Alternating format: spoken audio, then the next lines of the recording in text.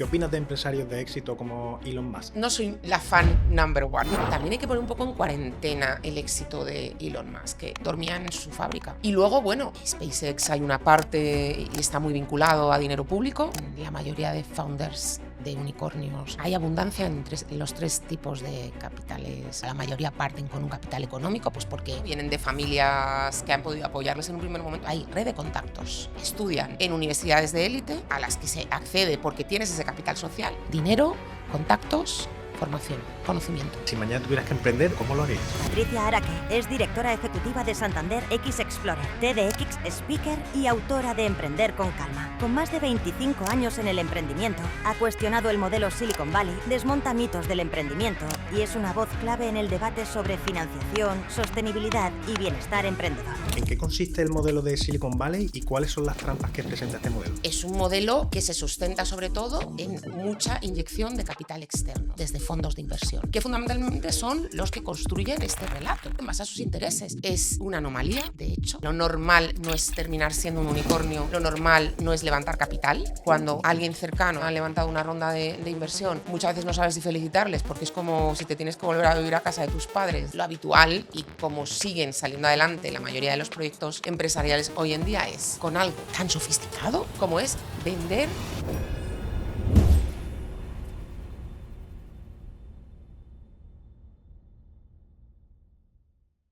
Imagina tener en tus manos todos estos libros de los expertos que han pasado por este podcast.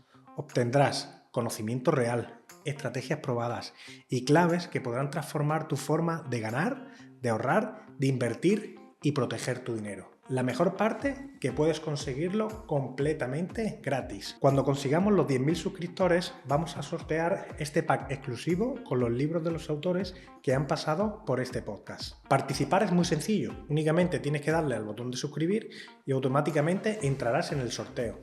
Así que, darle al botón de suscribir y prepárate, que comienza el episodio.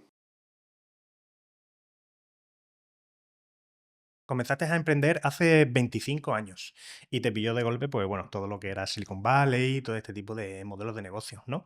Y te rebalaste ante ello. Entonces, ¿qué es para ti ser una empresaria de éxito?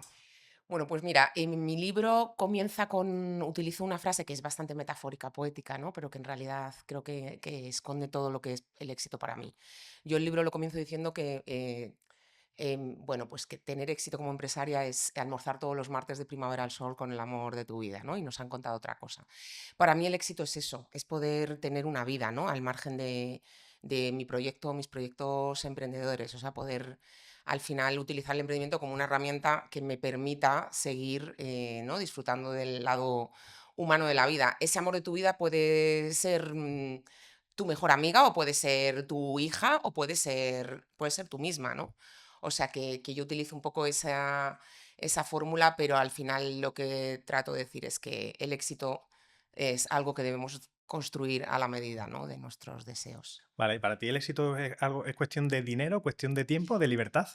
Yo creo que el éxito es una combinación de todo y desde luego que no hay que perder de vista el dinero. Para mí es un factor higiénico, ¿no? Yo siempre digo, el dinero hay que tener el suficiente como para no tener que pensar en él, ¿no?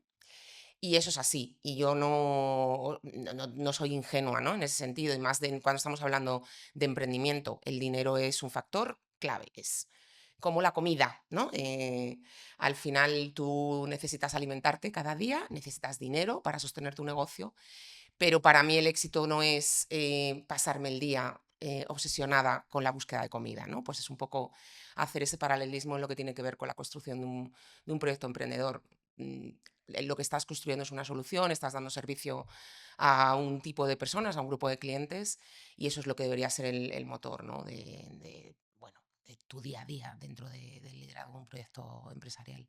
Sí, yo lo comparto. Al final no es buscar el dinero por el dinero, porque te obsesionas, pones el foco en ello y pierdes de vista pues lo que realmente es importante. Entonces, cada persona, evidentemente, pues tiene su modelo de éxito, por decirlo de algún modo, pero creo que la mayoría de la gente comparte lo que estamos hablando, ¿no? Al final es tiempo, libertad, y como pongas ese foco en el dinero, creo que pierdes ese foco. Sí, pero fíjate que que muchas veces, ¿no? Como lo que nos está llegando constantemente, ¿no? Desde el relato empresarial hegemónico, lo que vemos en titulares, lo que encontramos en literatura empresarial o en casos de éxito, es eso, y coloca al final, ¿no? El dinero está ahí siempre tan presente. Hay momentos en los que se te olvida que ese no era tu para qué, que tú no estabas, que claro que sí que quieres procurarte una fuente de sostenibilidad económica, ¿no? Y por supuestísimo, si es que eso es como lo damos por hecho, ¿no? O sea, que no hay discusión ahí. Pero a veces lo perdemos de vista, ¿no? Y de repente, sin darte mucha cuenta, que es lo que me pasó a mí, al comprar completamente todo el relato glamuroso de Silicon Valley, pues de repente pierdes completamente ¿no? No sé si el propósito, ya me gusta hablar de para qué, ¿no? ¿Para qué estoy aquí? Si tampoco es algo complejo y no tiene que ser nada excesivamente pretencioso, o sea, a lo mejor quieres emprender para tener más tiempo para hacer tu doctorado, no lo sé, pero se nos olvida, en el camino se nos olvida porque hay unas inercias que te empujan, ¿no? Bueno, pues al final a colocar en primer lugar eso y a utilizar el dinero como medida de éxito. Claro, es muy simple al final, o yo lo veo muy simple y es muy importante la pregunta del para qué. Es decir, ¿para qué quiero hacer esto? Efectivamente. Y no solo ya para ti, sino a qué vas a ayudar, ¿no? Con este modelo de negocio que quieres crear, ¿a quién vas a ayudar y por qué? ¿No? Entonces no es solamente para hacerme rico, bueno, eso será una consecuencia, Efectivamente, o efectivamente. no. O no, ¿no? Y a lo mejor eso no está nunca, o sea, cuando lo piensas de verdad y haces una reflexión, no está nunca en el horizonte. O sea, que a lo mejor no quieres ser rico, porque ser rico tiene una serie de implicaciones en el camino que tú no quieres. Claro, o bueno, te han vendido una imagen de ser rico que no es la que tú compartes. Efectivamente, Hay, efectivamente. mira, hay un titular, es que lo tengo que leer, en una de las entrevistas que te hacen que dices que ni se te ocurra dejar tu trabajo para emprender. ¿Por qué recomiendas no emprender ahora en este momento en el que nos No, encontramos? yo más que no emprender, yo recomiendo a todo el mundo emprender. Creo que es una opción profesional que todo el mundo debería darse la oportunidad de explorar. Ahora, sin arriesgar por encima de tus posibilidades. O sea, yo lo que digo es, no dejes tu fuente de sostenibilidad económica principal para poner en marcha un proyecto emprendedor. A mí eso, sobre todo si no tienes, ¿no? Otros respaldos económicos, que en la mayoría de los casos es así, ¿no? O sea, lo más normal es que emprendas, bueno, pues para procurarte efectivamente una fuente de sostenibilidad económica que sea la principal. Creo que hay fórmulas para hacerlo sin tener que dejar de lado tu fuente principal de ingresos. Porque es verdad que lo que te van a decir desde muchos lados es que tienes que dejarlo todo y tienes que poner toda la carne en el asador. Pero eso es una narrativa cierta, es hasta irresponsable, ¿no? Porque estamos poniendo a la gente en situaciones excesivamente riesgosas. Hay gente que se puede permitir hacer eso, pero hay mucha gente, la mayoría, que no. Y bueno, pues no es nada, tienes que ir más despacio o tienes que hacerlo de otra forma, pero yo lo que digo es, si tú necesitas para vivir 10 hasta que tu proyecto no te dé 10 o te dé 9 porque eres capaz, o te dé 8 porque eres capaz, ¿no? De reducir 2 un tiempo hasta que llegues a esos 10, no dejes tu fuente, tu principal fuente de ingresos, ¿no? O sea, yo no soy nada defensora de una visión romántica de esto, ¿no? De que tienes que ir a tope de tus pasiones. No, porque por el camino he visto muchísimos dramas personales. Totalmente, yo como me dedico a lo que me dedico, ¿no? Y evidentemente lo he visto también. Yo creo que entonces tú compartes un poco, ¿no? Lo de despedir a tu propio jefe, ¿no? Eso es, o sea, que llegue un momento que digas, pues ya está, ¿no? Ahora puedo dar este paso o estoy dispuesta a ganar un poco menos porque eso sí me permite sostenerme durante un tiempo y ahora sí poner, ¿no? Todo el tiempo en mi negocio. Pero yo he visto hacer auténticas locuras un poco en seguir esto de es que hay que ponerle todo ahí, porque si no, no eres ambiciosa o no eres apasionada.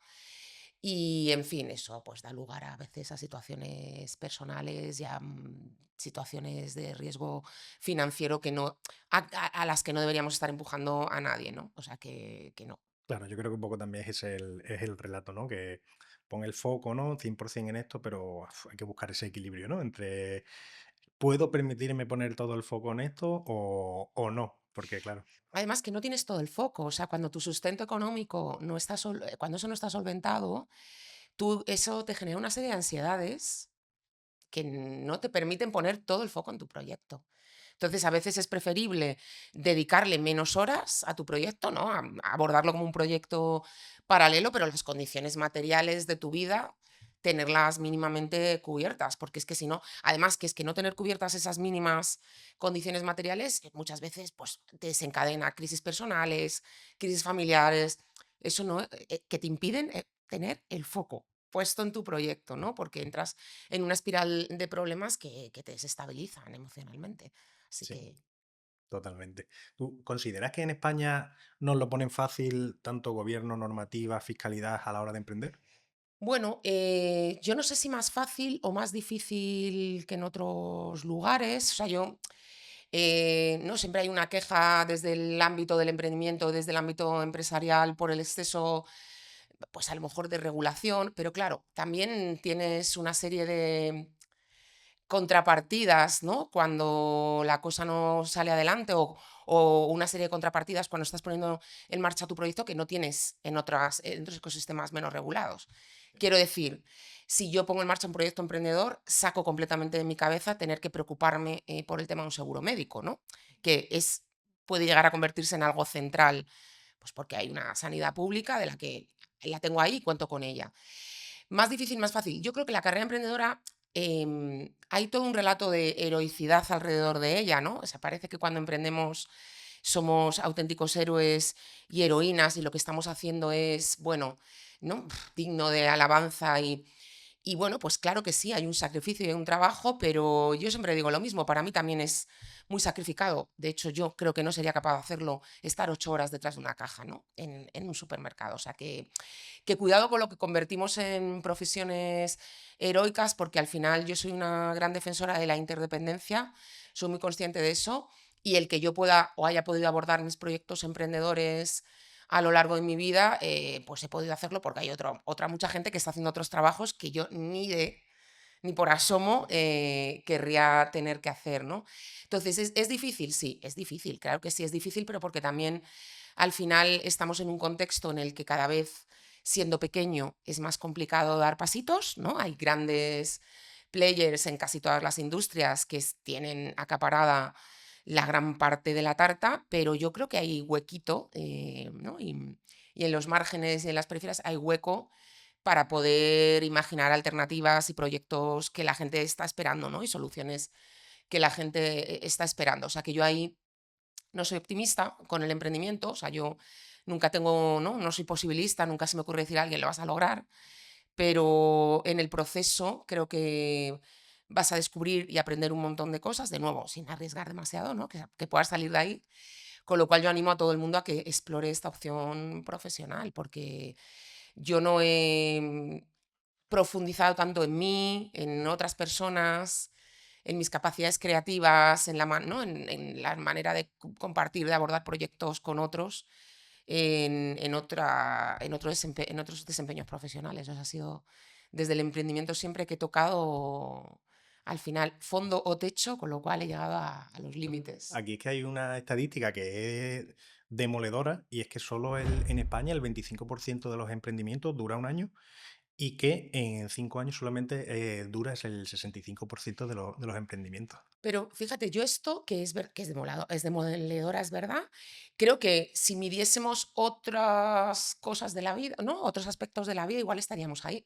Quiero decir que lo normal es que las cosas no salgan a la primera. Es lo más habitual. Lo que pasa que en el emprendimiento, bueno, hemos convertido ese dato en algo negativo. Vamos a darle la vuelta, ¿no? ¿Y por qué va a ser algo malo? Pues igual está bien. Si igual está bien que los primeros proyectos que no salgan bien y que permitan de alguna manera, bueno, pues adquirir una serie de habilidades que luego repercuten, ¿no? En la economía, en la construcción de, incluso desde dentro de otras empresas. O sea, tú a lo mejor lo intentas una vez y no quieres volver a emprender, pero esas habilidades te las vas a llevar y las vas a poner al servicio de cualquier otro proyecto empresarial. Sí que es demoledor, yo creo que muchas veces tiene que ver con la gestión de expectativas, ¿no? Con cómo abordamos esta actividad, con cómo nos planteamos, ¿no? Pues eso, la búsqueda de resultados rápidos. Nos creemos que en un año y nos preparamos para un medio o largo plazo, ¿no? Es que a lo mejor necesitas más tiempo, a lo mejor Sí, es verdad que no, la planificación que has hecho a nivel de recursos y demás te da para un año, pero es que en ningún escenario posible tu proyecto iba a salir adelante en un año, ¿no? O sea que yo creo que ahí tiene que haber un manejo de expectativas, entender que a veces las cosas llevan más tiempo y bueno, pues también saber tirar la toalla, si está bien, si es que a veces nos aferramos a cosas, ¿no? Y a proyectos emprendedores que se ve rápido que no van a ningún sitio, o sea que está bien. Y no vivirlo como un fracaso, como, ¿no? O sea, como un fracaso personal, quiero decir, bueno, pues no ha salido, pero igual que no te sale cuando empiezas a, no sé, a explorar cualquier deporte en el primer entrenamiento, pues no te sale nada a la primera, ¿no? Pues esto es un poco lo mismo. Sí, de todo se aprende. Yo he emprendido y he fracasado y he aprendido bastante en ese emprendimiento. Tienes que aceptar la derrota. Importante saber cuándo salir, porque muchas veces Sí. te enrocas en un proyecto, en una idea y igual no tiene futuro. Es decir, no es la mejor idea o no lo estás enfocando bien o no estás capacitado para poder llevarla a cabo y tienes que saber cuándo salir. Pero yo creo que también se ha creado un tópico y es el de que para emprender hay que fracasar. Bueno, no, yo es que no soy nada fan del fracaso. Yo prefiero no fracasar. No, o sea, además es que de nuevo vuelvo un poco a los riesgos que puedas asumir. Es que todo el mundo no puede asumir fracasos y también está, ¿no? Hay que fracasar. Bueno, mejor si no fracasamos, ¿no? Si no fracasamos en el sentido de caer en un lugar del que te sea muy difícil salir, ¿no? No lograr el objetivo, que no es fracasar, porque muchas veces no lograr el objetivo no es fracasar, pues a veces, pues ya está. O sea, que no los logramos en muchos otros aspectos de nuestra vida. Pero de nuevo, como en el emprendimiento, hay toda esta narrativa heroica, ¿no? Que es un todo o nada, tremendista, sin grises, sin. Pues claro, también lo que no nos damos cuenta es que con eso estamos alejando a mucha gente del emprendimiento, porque es que parece que es un todo o un nada, ¿no? No. Hay grises, hay creo que tirar más de mesura, de templanza, de calma, ¿no? O sea, a ver, que tampoco hay que vivir esto, ¿no? De una manera tan polarizada. Y la verdad, si no se fracasa en el sentido de si no nos metemos en un agujerísimo del que luego no haya quien te saque, mejor. No por nada, porque ¿no? Al final hay que tirar para adelante y que un proyecto que tengas que echar la persiana, pero que eso no te impida seguir, ¿no? Adelante con tu vida. Sí, ¿qué es para ti emprender con calma y que se diferencia de emprender a secas? Pues a ver, emprender con calma en estos tiempos que se puede interpretar de muchas maneras, ¿no? Porque yo creo que hay un plano que es el personal, que tiene que ver con las dinámicas de autoexplotación, de autoexigencia en las que nos metemos. Al final no tienes a nadie que te esté marcando el paso, con lo cual eres tú. Y muchas veces somos peores jefes y jefas que cuando tienes a alguien, ¿no? Unos niveles de autoexigencia enormes. Pero luego está la parte que tiene que ver más con lo social. Para mí emprender en calma es saber manejar tú el ritmo de tu propio proyecto emprendedor, lo que implica saber parar a veces para siempre tener una mirada crítica sobre lo que estás abordando, que creo que es importante. Porque claro, nos metemos en esas velocidades personales y de gestión del proyecto que no nos paramos a cuestionar cosas que a lo mejor no nos funcionan, que les han funcionado a otros, pero a lo mejor a nosotros no. Entonces, para mí emprender con calma es eso, ¿no? Hacer ejercicio, hacer uso del ejercicio del manejo de tus tiempos, de decir, yo ahora quiero parar un momento a mirar, porque eso es lo que te permite de alguna manera desarrollar una mirada crítica hacia tu propio proyecto y hacia cómo se supone que tienes que construir ese proyecto, ¿no? Y no caer en una serie de trampas que cuestionamos demasiado poco y que no tienen por qué ser así porque no son recetas mágicas. Pero es difícil, ¿no? Es que a mí me cuesta entender cómo tu cabeza es capaz de decir, para ahora, que estamos estresados, ¿no? O que llevamos un ritmo que es insostenible y continúa. Es que lo veo como concepto, evidentemente te lo compro, pero luego a la hora de llevarlo a la práctica, como tú dices, ¿no? En un momento que vivimos a altísimas revoluciones, ¿cómo eres capaz de decir, en este momento paro? Pues yo lo he hecho en muchos momentos de mi vida emprendedora. Hay una herramienta súper útil para esto, que es decir, voy a trabajar una hora menos al día. Eso ya es parar. Ya te has abierto un hueco de una hora. O sea, no estoy hablando de dejar de hacer cosas durante 5 meses, ¿no? O sea, es abrir espacios para esa reflexión y para ejercer la mirada desde otros lugares, porque estás muy, muy metido. Y muchas veces estás intentando solucionar problemas desde el mismo lugar en el que los estás creando, ¿no? Con lo cual, salirte un poco y mirar desde otros lugares, y eso implica parar de... eh, yo recuerdo hubo una temporada que coincidió con el nacimiento de mi hija. Quien me escuche y tenga hijos lo sabe, que te metes en el día de la marmota en los primeros momentos. O sea, todos los días son iguales, ¿no? Porque es como, pero vamos a ver, que hoy es jueves o es, ¿no? Cuando tienes ahí a un cachorrito al que estás alimentando y yo ahí la sensación esa de continuum era tan grande, y yo esto es un consejo que he dado a muchas madres, sobre todo, y a muchas madres emprendedoras y empresarias. Yo empecé a documentar lo que hacía. O sea, apuntaba cada día lo que había hecho. Y eso me dio al final algo, ¿no? Que en mi cabeza era, estoy haciendo todos los días lo mismo. Cuando yo revisaba, no estaba haciendo todos los días lo mismo. Con lo cual, ¿cómo me estoy contando yo mi cotidianidad? Es diferente. Eso es parar. No significa parar, ¿no? O sea, que parar no es dejo completamente la actividad, es buscar herramientas que nos permitan mirar desde otros lados, o sea, salirte un poco de esa inercia, de esa velocidad en la que te has metido. Y hay muchísimas formas de poder hacerlo. Por supuesto, dormir una hora más o, ¿no? 20 minutos de siesta al día. Eso es parar. Eso te lo compro, ¿no? Pero que son cosas, o sea, que en el fondo también es relativizar un poco nuestra actividad. No somos, o sea, en 20 minutos no va a cambiar el rumbo de tu emprendimiento, pero te ayuda un montón. O sea, esos 20 minutos sí que lo pueden cambiar para bien. Para mal, parar 20 minutos o trabajar una hora menos al día durante un mes y darte la oportunidad en esa hora de leer cosas. Para mí eso es parar, ¿no?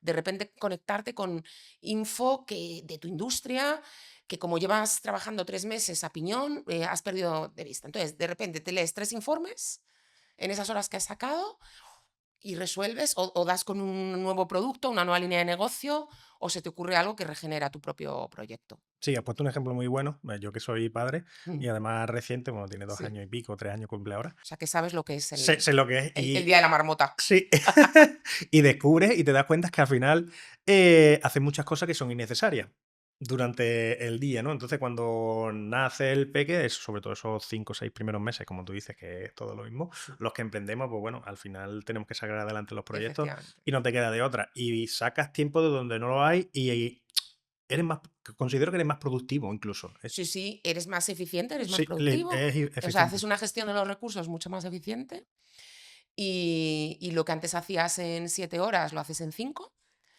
y te das cuenta de que eliminas ineficiencias, ¿no? Que muchas veces al final tendemos a pensar en ser más productivos en términos de turboproductividad, tengo que hacer más, en vez de hacer menos.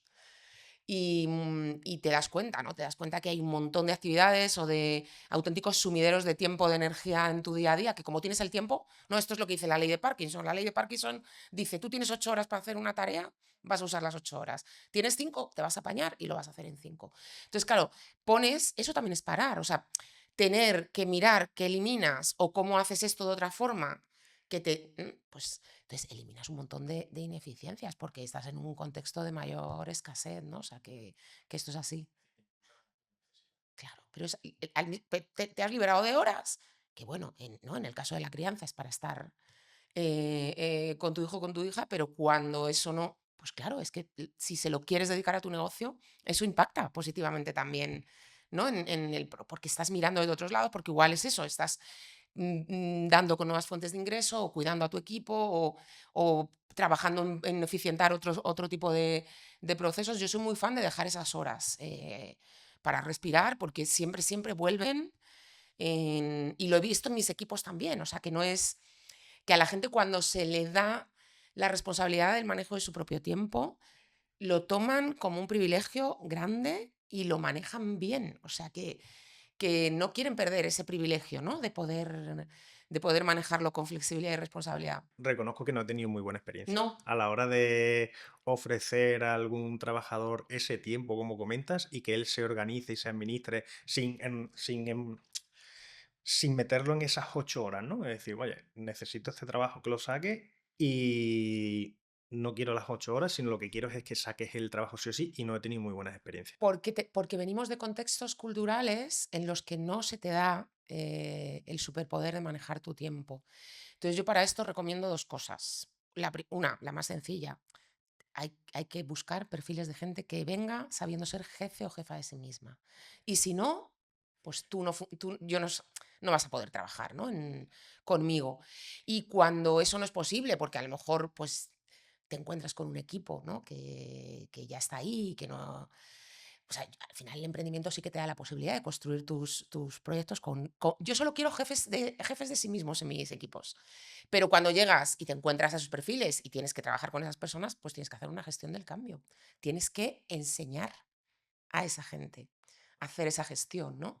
Y claro que no es un proceso para nada fácil, pero te das cuenta de que cuando la gente lo interioriza, oye, y si no lo interioriza, pues claro, es que no, yo no puedo trabajar con personas que no saben hacer una gestión responsable de su tiempo, ¿no? Y que saben entender el privilegio que es tener eso y que saben hacer el trabajo. Independientemente, a mí me da igual que lo hagan en 3 horas o que lo hagan en 20, es su problema. Yo lo que quiero es que el trabajo esté hecho, ¿no? Y de nuevo, tiene que ver con gestionar las expectativas y con una gestión muy transparente y muy honesta de los objetivos y de lo que esperas lograr, ¿no? Con ese trabajo. Y eso es, si los objetivos están claros, es muy difícil. ¿Que tú para conseguir el objetivo necesitas 5 horas? Me da igual lo que hagas con las otras 3. Me da exactamente igual, ¿no? O sea que lo normal, yo esto lo he visto, ¿no? A lo largo es que esas 3 horas a mí me resulta a veces muy gracioso, ¿no? Porque en vez de dedicarlas para lo que quieran, pues la mayor parte de la gente que es responsable las sigue dedicando para mejorar algo relacionado con su trabajo, ¿no?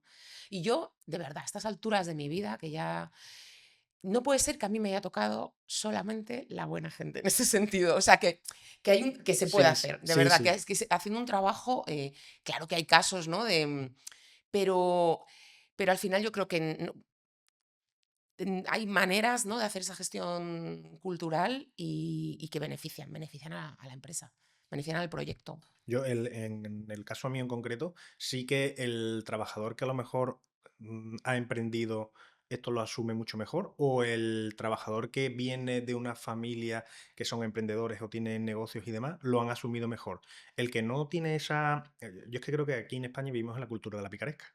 Entonces, el que no tiene esa cultura o ese enfoque, viene obsesionado con esas 8 horas, si tú le dices 6 vienen 6, si son 7 7, Ya. oye, a lo mejor de esas 8 horas, 3 se la pega viendo en internet el periódico o lo que quiera, ¿no? O redes sociales o lo que sea, y es como, coño, no voy a esas 3 horas, a las 5 te vas a tu casa y de 5 a 8, por ejemplo, pues haces lo que quieras, ¿no? Sí, es verdad que es lo que los mexicanos tienen una expresión para eso muy divertida, que es la hora nalga. La hora nalga. Sí, ¿no? ¿Qué es esto? Es decir, pues es que tú has hecho tu trabajo en 5 horas, pero como hay una cultura, ¿no? En el proyecto, en tu empresa, presentista, porque además, o sea, yo esto también es verdad que es un discurso que está muy unido a las industrias, a los trabajos del conocimiento, ¿no? Por supuesto, esto no lo puedes aplicar a muchas profesiones, pero que también, ¿eh? Que hay muchas profesiones manuales que también, o sea, que si haces el trabajo en 5, pues ya está. O sea, pero en el caso de la cultura del conocimiento, como no podemos muchas veces mostrar lo que hemos hecho, porque no es algo tangible, tú no puedes enseñar, oye, que es que yo he hecho esto, ¿no? Pues claro, ¿cómo lo mostramos? Con horas de trabajo. Por eso también el relato, estoy ocupadísimo, estoy ocupadísima, estoy liadísima, va unido al glamour, ¿no? A mí me genera cada vez más repelús, pero porque es como, pues si estás ocupadísima y la vida te pasa por encima, tienes que mirar algo, porque hay algo que no funciona, ¿no? O sea, que igual tienes una relación patológica con la gestión de tu tiempo. Pero es que, claro, como no tenemos otra forma de mostrar el trabajo que hacemos, pues claro, muchas veces es con eso o con la presencialidad, con decir, es que yo esto trabajo mucho porque me tiro 9 horas aquí, ¿no? Cuando eso se convierte en la cultura, y cuando todo el mundo entra en esa dinámica, pues el que haya terminado su trabajo en 5 no se va a levantar para irse a casa, porque lo más probable es que dentro de esa cultura se le considere una persona vaga, cuando en realidad es el más eficiente de todo el equipo, ¿no? Entonces estamos penalizando muchas veces la eficiencia. sin darnos cuenta. O sea, esto es como cuando te dicen, tú cobras por hora, pero claro, si haces el trabajo en una hora, ¿no? Pues a ver, pues si soy eficiente, esto es lo que cuesta, lo haga en una hora o lo haga en 5. Que es verdad que a la gente le sorprende cuando dice lo que tú decías, ¿no? Que estoy ocupadísimo, tal, y digo, "Buah, este le irá muy bien, ¿no? Tiene mucho trabajo, ¿no?". Y hay Efectivamente. otro, por ejemplo, yo en el sector que me muevo, que son el sector digital, Sí, pues hay gente, emprendedores que en 5 horas están ganando mucho dinero, pero no por nada, sino ellos han trabajado muchísimo y ahora han conseguido optimizar ese tiempo, o ellos son muy pro a la cultura de optimizar el tiempo, y en 5 horas hacen lo mismo que en 8, ganan lo mismo, y a la gente le sorprende y dice, ¿y en 5 horas cómo va a ser capaz de que gane ese dinero? Bueno, antes lo hacía en 8 o en 10, pero ha sido capaz de optimizar el, claro, el tiempo y ganar lo mismo, porque lo que quieren es libertad, lo que quieren es claro. tiempo, y en 5 horas de su vida hacen lo que tengan que hacer, lo sacan adelante y listo. Pero claro, es esa percepción o ese concepto de decir, solo en 5 horas no tendrá tanto trabajo. Claro, sí, sí, sí, ¿no? O sea, que penalizamos muchas veces eso, el parar, el descansar, el querer trabajar menos. A mí nadie me puede negar que no quiera trabajar menos. Es que no me lo creo. Todos queremos trabajar menos. Todos queremos trabajar menos. Y yo además, lo que queremos es no, vamos, ya para ser honestos, lo que queremos es no trabajar. O sea, que venga ya la IA, pero de verdad, y Claro, que claro. nos haga el trabajo. Lo que pasa que, bueno, pues claro, tenemos que trabajar. Lo que queremos es, al final, hacer cosas, ¿no? Y queremos, o sea, si no trabajar no significa que queramos tirarnos, oye, que si quieres tirarte bajo una palmera a disfrutar de ella, pues fantástico, si esa es tu aspiración, ¿no? Pero que al final, muchas veces, pues el trabajar tantas horas, primero, no es lo que queremos y luego yo creo personalmente que no debería ser el modelo aspiracional que coloquemos detrás del emprendimiento, porque eso aleja a un montón de personas. O sea, si les estamos diciendo que emprender tiene que ver con sufrir, con arriesgar todo el poco, mucho o ningún patrimonio que tengas, con tener que machacar al otro, en fin, sobre todo las generaciones jóvenes que están encarando la vida, desde mi punto de vista, de una manera mucho más inteligente que otras generaciones, porque tienen muy presente el bienestar emocional, ¿no? El disfrute, bueno, es la vida, ¿no? O sea que, pues, oye, colocarles un modelo aspiracional de emprendimiento que es como un fustigarte un día sí y otro también, es que no me extraña que no quieran emprender. Claro, es que la sociedad yo creo que nos ha puesto en esta situación. Es decir, nuestros abuelos, por lo menos míos, ¿no? Todo el día en el campo, trabajando con 70, 75 años, el hombre es allí. Entonces, eso, y también cuando hablas con algún autónomo, yo soy autónomo, yo no tengo vacaciones, yo soy Ya. autónomo, a mí me pone de los nervios. Digo, bueno, pues yo soy autónomo, yo soy emprendedor y Y yo tienes tengo vacaciones. mis vacaciones y Claro, además que me obligo a tener mis vacaciones, porque es claro. que si no, no vives, no despejas tu mente y no estoy aquí para esto. No estoy aquí para estar 24/7. Efectivamente. Y sí que es verdad, ¿no? Que cuando pensamos no hace tanto, ¿no? Nuestros abuelos o la gente que trabajaba y que sigue trabajando en el campo. Ellos tienen una relación mucho más saludable, con su tiempo. O sea, porque al final, sí, nosotros igual estamos trabajando menos horas, pero es un trabajo intensivo intelectualmente, eh, muchas veces con cero contacto humano, ¿no? O sea, que te pasas un día que igual lo máximo que has tenido ha sido el mayor contacto humano, contestar 25 emails y 2 Zooms, ¿no?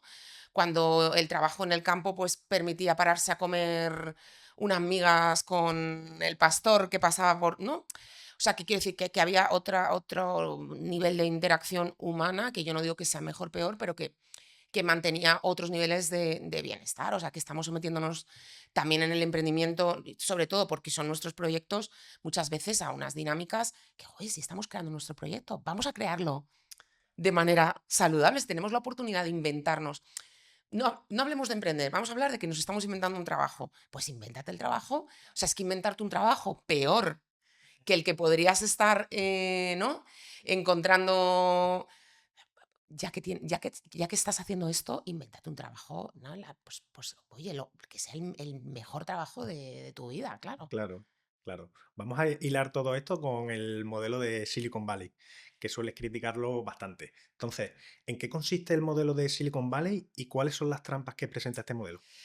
A ver, pues al final el modelo que hemos importado o que han exportado desde Silicon Valley es un modelo cuya narrativa, ¿no? Al final todo el relato alrededor de este modelo que se cristalizan las empresas unicornio, ¿no? Empresas que tienen un valor de más de 1 millón de euros y que han llegado además ahí, de 1.000 millones, perdón, y que han llegado hasta ahí de una manera concreta y en un cortísimo periodo de tiempo, ¿no? Y que normalmente han sido disruptoras, han llegado a una industria. No olvidemos que parece que es que disrumpir es una palabra estupenda y el componente también negativo que tiene. O sea, han llegado y han reventado, han roto lo que hayan tenido que romper. ¿Qué ocurre? Que ese modelo, ¿no? O sea, ese modelo de empresa unicornio que esta narrativa ha convertido en aspiracional y que es el que copa para empezar, los titulares en la prensa económica, ¿no? Pues es un modelo que tiene unas características muy concretas y que se sustenta sobre todo en mucha inyección de capital externo, ¿no? Desde fondos de inversión, que fundamentalmente son los que construyen este relato, que es un relato que está construido en base a sus intereses. O sea, el mundo de la inversión es un negocio como otro, igual de legítimo, pero que tiene sus propios objetivos empresariales, igual que los objetivos de la industria no sé, de la moda son unos, pues el mundo de la inversión tiene sus propios objetivos, que es hacer dinero con dinero.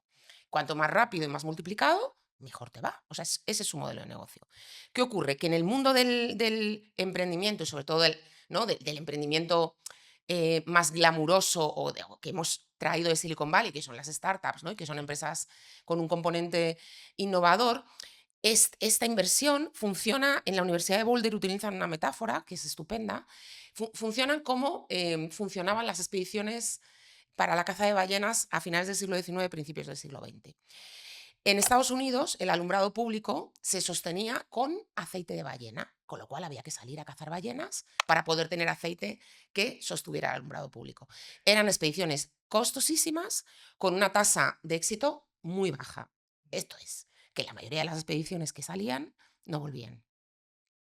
Pero con que te volviera una, a las personas que ponían dinero en esa expedición les compensaba y con creces. O sea, si de 20 expediciones a por aceite de ballena, ¿no? Y Moby Dick es un libro que no sé, que se entienden muchas cosas leyéndolo. Sí. Volvía una, pues ya está, recuperabas con creces tu inversión, independientemente de los marineros que volvieran a puerto. Eso daba igual. Entonces, este es el modelo de la industria de la inversión. Al final, los fondos pues, invierten, quieren recuperar su dinero y saben que la mayoría de esos proyectos no van a salir adelante. Para que salga adelante uno que les retorne lo que han perdido con los demás, tiene que ser un retorno gigante. Entonces, eso implica niveles de turbo, y ahí voy con las 4 trampas, mantras que creo que no, que configuran un poco este modelo y que creo que cuestionamos demasiado poco. El turboproductivismo. Hay que machacar tu vida para sacar adelante este proyecto sin poner atención a lo que son las tareas más reproductivas o regenerativas del negocio, esto es, a los cuidados, autocuidado, cuidado de las personas, cuidado del planeta, ¿no? Da igual, ahí. El segundo, competir a toda costa y además desde una perspectiva depredadora, o sea que no contemplas otros escenarios más colaborativos, más cooperativos, tienes que machacar al otro a toda costa porque eso es, para sobrevivir tienes que acabar con la competencia. Eso es, o sea, de nuevo, no hay grises, ¿no? O sea, es como que esto tiene que ser así. La búsqueda de resultados rápidos, el cortoplacismo. Búsqueda de resultados rápidos, olvidándonos de medios, largos plazos, de sostenibilidad de los proyectos, de que queremos que aguanten, que duren toda una vida porque están dando con una solución que mucha gente necesita. Corto plazo, porque al final del camino siempre está el exit. Es el inversor lo que quiere es que tú vendas o que hagas una salida pública a bolsa para recuperar esa inversión. Y por último, el crecimiento a toda costa. Y cuanto más, mejor, ¿no? Y eso implica, bueno, pues muchas veces en el proceso sacrificar tu misión, sacrificar el propósito por el que habías emprendido, incluso, bueno, pues el problema que querías solucionar, porque entras a intentar solucionar el objetivo de los inversores, ¿no? Y en el camino, pues muchas veces te olvidas hasta de tus clientes. Entonces, bueno, creo que es una manera de hacer empresa, es un modelo el que hemos importado o el que han exportado desde Silicon Valley, que está ahí, pero no es el único es una anomalía, de hecho. O sea, lo normal no es terminar siendo un unicornio, lo normal no es levantar capital. La mayor parte de los proyectos empresariales lo hacen de otra forma. Es lo normal, o sea, normal como concepto estadístico. Pero de repente hemos convertido en aspiracional esto y parece que si no te acercas un poco a eso, pues no eres un empresario o una empresaria exitoso o un emprendedor exitoso y tienes que perseguir eso, ¿no? Cuando en realidad eso ni es para todo el mundo, ni está al acceso de todo el mundo, ni debería ser tampoco el único modelo al que aspiremos, ¿no? O sea, que no, que creo que deberíamos, y es lo que yo pretendo con mi libro, pues mostrar que hay muchos caminos que son igual de legítimos, de válidos, y sobre todo alfabetizar un poco, o sea, que puedes optar por ese camino y a lo mejor tu objetivo vital es terminar siendo el siguiente unicornio, pero que sepas lo que hay, ¿no? O sea, que los inversores no son Medici en la Florencia del Renacimiento, no son mecenas, es gente que tiene un negocio y tiene unos objetivos empresariales como tú puedas tener los tuyos. Nadie te va a dar nada a cambio de nada y eso lo tienes que entender. Sí, es verdad que un modelo de negocio yo lo considero bastante bonito, ¿no? Igual que otro cualquiera, ¿no? Pero hay mucha gente que no sabe que cuando un inversor pone dinero, te exige.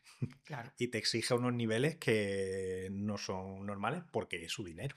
Y depende de la ronda en la que te estés encontrando, pues más te van a exigir. Entonces, no es solo coger ese dinero y quemarlo, ¿no? Como hablábamos antes, ¿no? Sí. Sino que tienes que gestionarlo bien, porque si no, te va a generar unos problemas internos y unos problemas externos con esos fondos que la gente no lo suele tener presente. Fíjate, y te puede generar problemas con tus inversores que más allá de lo puramente económico financiero, muchas veces pues que te quedas sin gente que a lo mejor te podría haber ayudado de otra manera, no solo con dinero, ¿no? Porque es gente que tiene contactos o que tiene un conocimiento del mercado, o que te puede abrir la puerta sino que te va a generar problemas con tu propio equipo muchas veces, a los que estás poniendo en unos niveles de exigencia que te hace perder talento, porque quemas dinero y quemas talento. Y también con tus clientes, porque hay momentos, y eso yo vamos, lo he visto de manera sistemática, que el CEO o el CEO de la empresa pierde de vista al cliente, porque su cliente es el inversor, pasa a ser el inversor, con lo cual pierde muchas veces de vista, pues no, por lo que al final muchas veces se inició un proyecto que es construir una solución, irla manejando, irla haciendo, ¿no? Pues avanzar, progresar para que vaya cubriendo unas necesidades que quería cubrir cuando puso en marcha el proyecto emprendedor. O sea que el- yo lo que siempre, ¿no? Porque lo normal, ¿no? Yo que trabajo con mucha gente joven, pues es que es muy glamuroso esto, es muy sexy, muy atractivo lo de levantar dinero. Y porque tú abres 5 días o expansión y lo que te encuentras es la enésima ronda que ha levantado la enésima startup. Pero hay que entender las implicaciones de todo eso y creo que es importante. Y creo también, y yo aquí, o sea, que el libro también interpela al mundo de la inversión, que creo que hay una parte del mundo de la inversión que sí que está haciendo una reflexión en este sentido. Creo que necesitan revisar también su modelo de negocio, ¿no? O sea, que son una pieza importante dentro del ecosistema. Hay proyectos empresariales que necesitan, durante las primeras etapas, de recursos externos, pues porque son tecnologías que necesitan al final desarrollarse con recursos detrás. Pero yo de verdad que, ¿no? Cuando hablo con amigos y amigas inversores, tenéis que hacer una reflexión. Igual el modelo quiero que esto me vuelva multiplicado por 20, hay que revisarlo. Igual estaría bien con que venga solo multiplicado por 10 y hacer una mayor redistribución, colocar unos niveles, ¿no? O sea, revisar un poco los niveles de deshumanización que implican estos ritmos, estos crecimientos, esta búsqueda de lo inmediato, de lo urgente, de colocar a la gente en esa tesitura porque estamos perdiendo talento. O sea, esto intoxica, expulsa a un montón de gente que necesitamos que sean empresarios y empresarias, porque es gente que sí que puede aportar mucho. Y además genera ineficiencias creativas, porque de repente estamos construyendo proyectos simplemente por eso, ¿no? Por intentar crecer, retornar la inversión lo antes posible, que no están solucionando o que podrían solucionar problemas, pero claro, como no son tan lucrativos, ¿no? Pues vamos a este otro que tampoco a lo mejor necesitamos resolver con tanta inmediatez. Ya, comentan mucho el problema de la deshumanización, ¿no? O de la quema de talento, pero luego en este tipo de empresas se suele ver, ¿no? La típica oficina de Google o la típica oficina de tal, con sus mesas de ping-pong, su tiempo libre para los trabajadores. Sí. ¿Hasta qué punto consideras que esto es cierto o es un poco la imagen que quieren vendernos? Bueno, yo creo que hay parte de, por supuesto, de sí, ¿no? De branding ahí. Hay parte de, pues de retener al talento porque le estás dando una serie de beneficios. Hay parte que tiene que ver con la construcción de una identidad. O sea que al final, si echas muchas horas ahí, tu ocio o tu vida personal también está vinculada.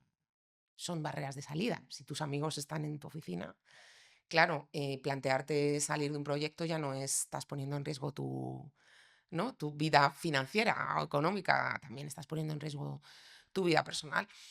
Pero también tiene que ver con mecanismos que tienen que utilizar para contrarrestar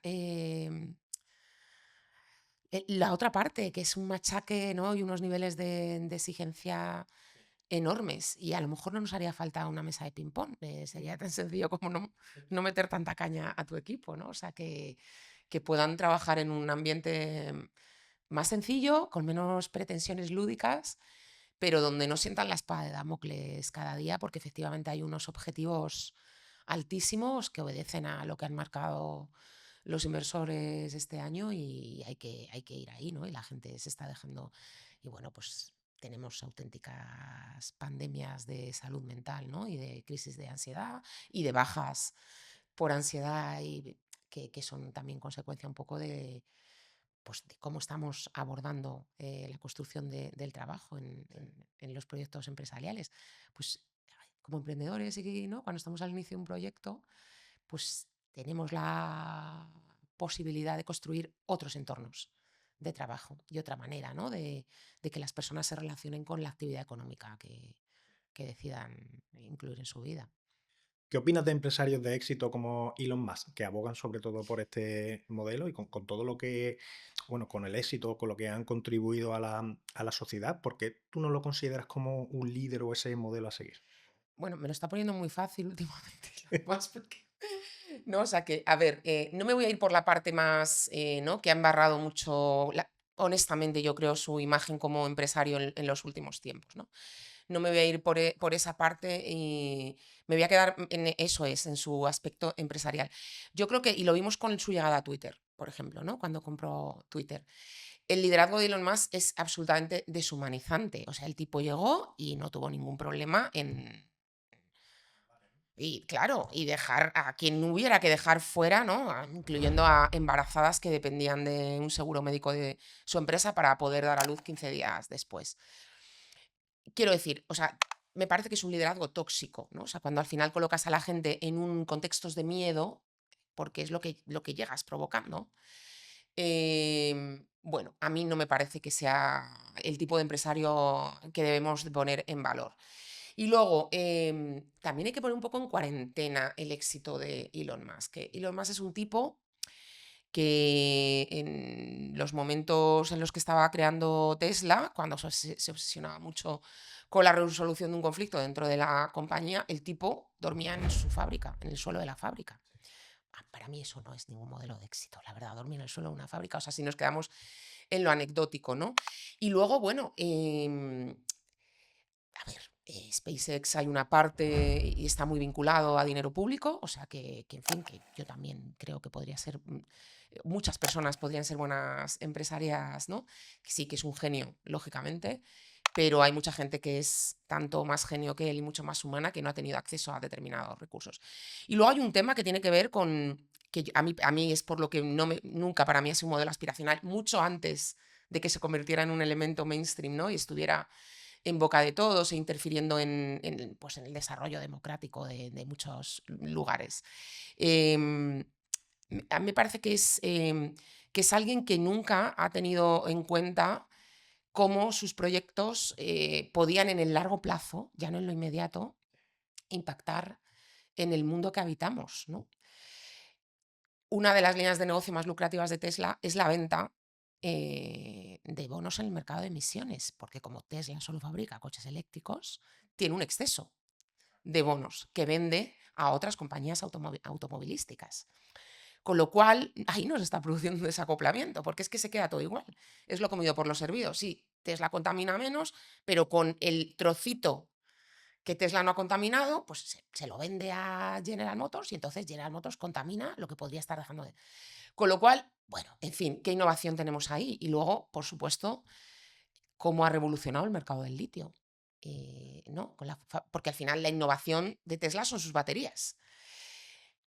Cómo eso ha impactado ya hasta en niveles de geopolítica, ¿no? O sea, el litio de repente se ha convertido en un mineral que hasta hace 15 años, pues estaba muy presente en las vidas de, no sé, personas con trastorno bipolar, porque es la base de la medicación que toman para regularse, y ahora de repente se convierte en algo escaso, ¿no? Que desata batallas. Las plantas de construcción de baterías de Tesla, ahora acaba de inaugurar una en Arizona, en un territorio en el que hay un montón de centros educativos que se nutren de camiones cisternas de agua para para que sus estudiantes se duchen después de sus entrenamientos.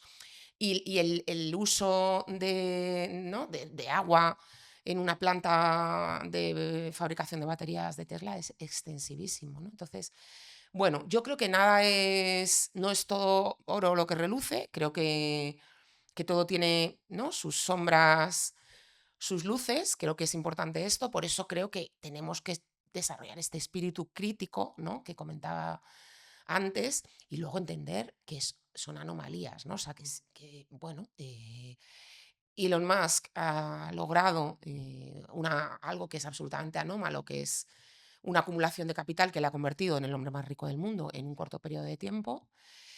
Esa acumulación pues ha devuelto cosas, sus innovaciones pueden estar generando beneficios, pero como los de otros muchos empresarios y empresarias que a lo mejor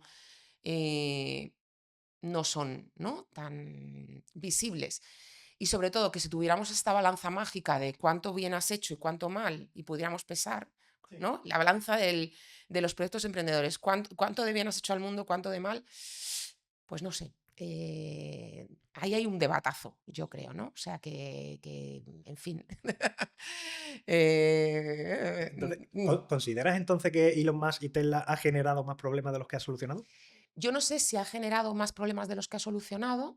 Lo que sé es que a día de hoy seguimos teniendo una crisis, ¿no? Aun con la llegada de coches eléctricos. Ya no me voy a ir a otros temas medioambientales, pero no vivimos en el mundo occidental, en las ciudades más limpias del mundo, que es donde se venden sus automóviles. Hay una batalla tremenda por todo lo que tiene que ver con restricciones. em, Seguimos apostando por el transporte individual, ¿no? O sea, en ningún momento se hace una reflexión potente que tenga que ver con el transporte colectivo. Tenemos que yo el día que digo que nos dure Elon Musk y sus empresas mucho tiempo, SpaceX mucho tiempo, porque como eso algún día tengo que echar la persiana, a ver qué hacemos con toda la chatarra que tiene alrededor. Porque un Tesla se queda ahí aparcado, pero como nos caiga Claro. uno de estos que tiene no sé cuántos en filita por Y las baterías, ¿no? Hay un gran problema con el tema de las baterías, ¿no? Cuando se le termina su su vida ciclo de útil, vida. ¿qué hacemos con esas baterías, ¿no? ¿O qué va a pasar con todas esas baterías? Porque al parecer son muy difíciles o casi imposibles de reciclar y claro, o vas a crear zonas donde solo haya baterías o a ver qué inventan, si es que inventan algo para poder destruirlas y que no contaminen lo que contaminen cuando se destruye. Entonces, bueno, pues no, o sea, es que todas las innovaciones aportan algo, pero todo tiene su lado horrible, ¿no? Entonces, seamos cautelosos. Y ya no voy a entrar en, bueno, pues en lo que tiene que ver con cómo se ha metido ya en nuestras cabezas, ¿no? O sea, quiero decir, como no solo él, ¿no? O sea, al final la industria de las redes sociales ha contribuido o cuánto puede haber contribuido a nuestras crisis de salud mental, en jóvenes sobre todo, o a la erosión de muchos valores democráticos, ¿no? Porque estamos todo el día a la gresca ahí. Pues no sé, no sé.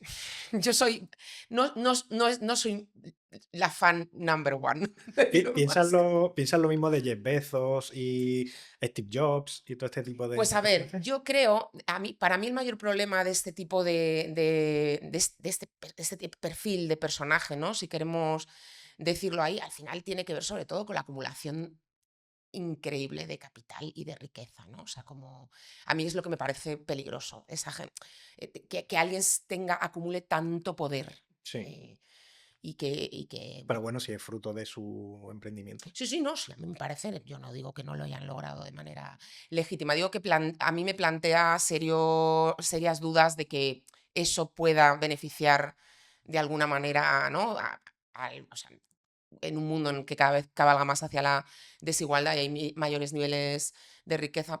Entonces, bueno, a mí me parece, y luego que también hay que ver que estos perfiles y sus proyectos, ¿no? Se sostienen sobre una parte de la economía que es bueno, que está bastante, es poco visible, que es todo lo que tiene que ver con los cuidados, ¿no? O sea, que para que estas personas hayan progresado, tienen todo un ejército de gente que se ocupa de muchas tareas de su vida, ¿no?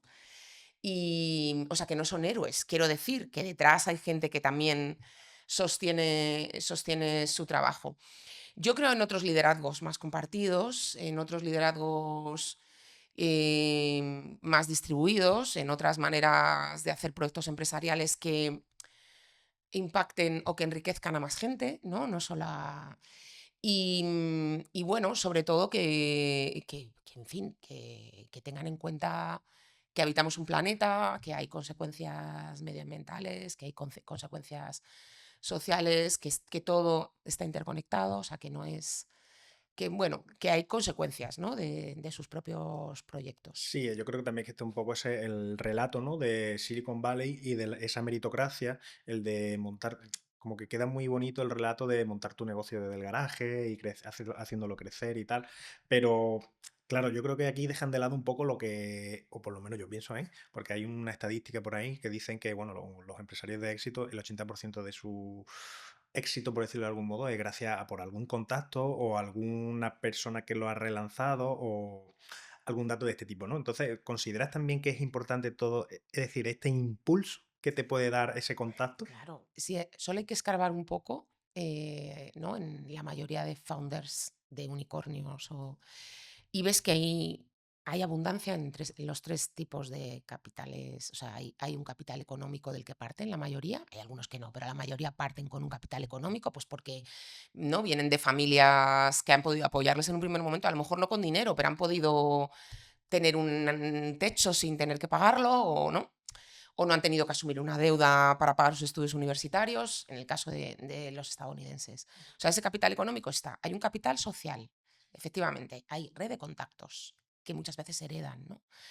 Y que si no heredan, viene directamente desde el tercer capital, que es el capital cultural, es decir, estudian en universidades de élite a las que se accede porque tienes ese capital social, porque es más fácil entrar a esas universidades si tu padre, tu madre, tus abuelos han estudiado. Hay un alto porcentaje de fundadores que han estudiado en universidades de la Ivy League. Eso ya te da capital cultural, o sea, te da un acceso a una formación, a unos conocimientos que si eres una mujer indígena en Oaxaca no tienes acceso a eso. Bueno, o una mujer aquí en Málaga, ¿no? O sea, que no tienes acceso a recursos que sí que tienes en otros territorios. Y un capital y contactos, efectivamente, si es que al final tiene que ver mucho, mucho con eso, ¿no? O sea, dinero, contactos, formación, conocimiento. Se suele relacionar, ahora que dices esto, con, es decir, todo este tipo de emprendedores de éxito, tal, no sé por qué siempre en algún punto se les relaciona con la masonería. ¿Sí?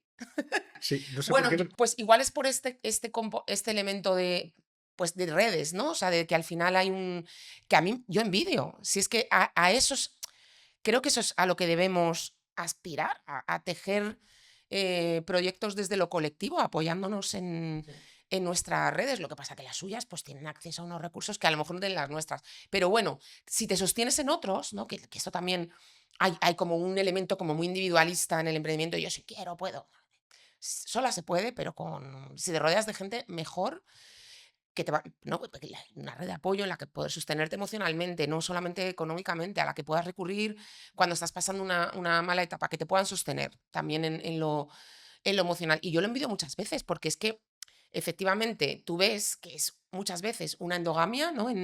Cuando tú miras ahora mismo la cúpula de unicornios estadounidenses, pues es una endogamia, que por supuesto se ayudan unos a otros y se sacan las castañas del fuego unos a otros. O sea, me parece que eso sí, deberíamos de ser capaz de copiarlo.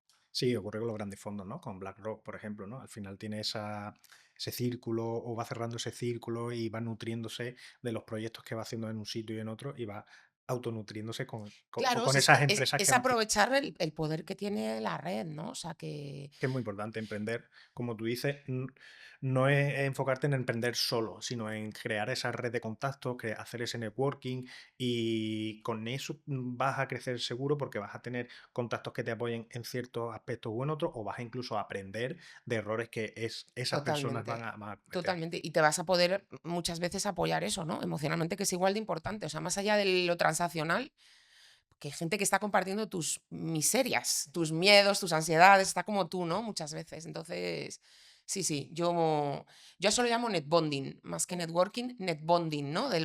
Porque al final es establecer vínculos más en lo emocional con otros emprendedores y otras emprendedoras que te sostengan, ¿no? En el proceso, no solamente desde el punto de vista económico, sino desde el punto de vista humano, o sea, que estén ahí echándote un cable cuando de repente las cosas se tuercen y, ¿no? Y que te ayuden a ver, bueno, pues el camino de una manera un poco menos dolorosa. Sí, hay un dicho que aparece en Silicon Valley sobre 2017 o así, que dice que las cebras arreglan lo que los unicornios han roto. ¿Podrías explicarnos qué son las empresas cebra y qué son las empresas unicornio? Sí, pues mira, el movimiento Cebra es un movimiento de startups, ¿no? Y de fundadores y fundadoras que es muy interesante, que nace en el mismísimo corazón de Silicon Valley, impulsado, bueno, pues por un grupo de emprendedoras que empiezan a ver los retos que implica, ¿no? Levantar financiación y las consecuencias que tiene, pues dejar entrar a determinados perfiles de inversores dentro de tus proyectos y toda esta lógica, ¿no? De crecimiento, de búsqueda de resultados rápido. Y empiezan a plantear una contranarrativa y utilizan un arquetipo frente al arquetipo de las empresas unicornio que comentábamos antes, pues utilizan el arquetipo de la cebra. ¿Qué ocurre con la cebra? La cebra es un animal mutualista. Mutualista porque vive en manada, o sea, no es un animal individualista, vive con otras cebras siempre. Y mutualista porque sabéis que la cebra tiene un animalito siempre pegada a ella, con el que tiene una relación de simbiosis mutualista, porque ese pajarito la desparasita, pero vive de la cebra. Entonces, bueno, ellas utilizan esta metáfora, este arquetipo para hablar. Vale, ¿y si en vez de empresas unicornio, que son, para empezar, un animal que no existe, ¿no? Porque no existe, no es un animal real. Utilizamos un modelo de animal como arquetipo aspiracional, realista, una cebra que sí existe, que se mueve entre el blanco y el negro, esto es, entre hacer dinero, pero también hacer el bien, ¿no? O sea, que estamos ahí en empresas que tengan realmente desde el inicio un objetivo y una vocación de contribuir a mejorar el mundo, que no opten por esos crecimientos locos, ¿no? De palo de hockey, sino que sea algo más moderado, que sean crecimientos más orgánicos, que tengan en cuenta a las personas, que tengan, bueno, pues al final una visión más humanista, sin perder nunca de vista el business, sin perder nunca de vista el negocio, sin perder que esto no son un activismo, no, no, yo estoy construyendo una empresa que quiero que genere riqueza económica, pero que lo haga de otra manera, ¿no? No, no a costa de todo lo que se supone que tienes que... Y entonces empiezan a trabajar en esta narrativa que le resuena a muchísima gente, porque en el fondo hay mucha gente que no se identifica con el modelo de los unicornios.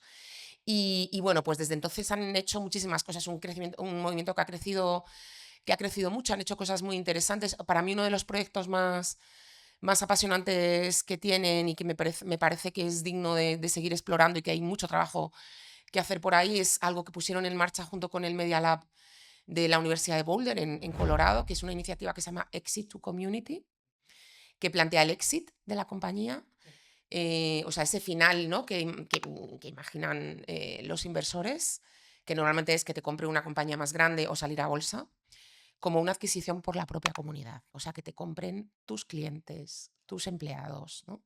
Que esto hasta sería interesante para los propios inversores, porque te estás asegurando, bueno, pues una vía alternativa de salida, ¿no? de la empresa. Entonces llevan mucho tiempo trabajando desde el Media Lab en esos modelos alternativos de participación desde el punto de vista económico en las empresas y todo eso viene del movimiento Zebra, ¿no? O sea que es muy interesante, yo creo que merece la pena explorarlo. Es un camino más, ¿no? A mí me parece que además tiene un componente sexy como el de los unicornios, o sea que es interesante. Hay proyectos súper interesantes dentro del ecosistema Zebra que están haciendo cosas muy estupendas. ¿Hay algún ejemplo de alguna empresa Zebra que haya Pues mira, conseguido ese una éxito? empresa Zebra, Pero que haya conseguido el Exit to Community, como comentaba. a ver, que piense, pues sí que hay. Lo que pasa que es que voy a dar ejemplos que no van a resonar.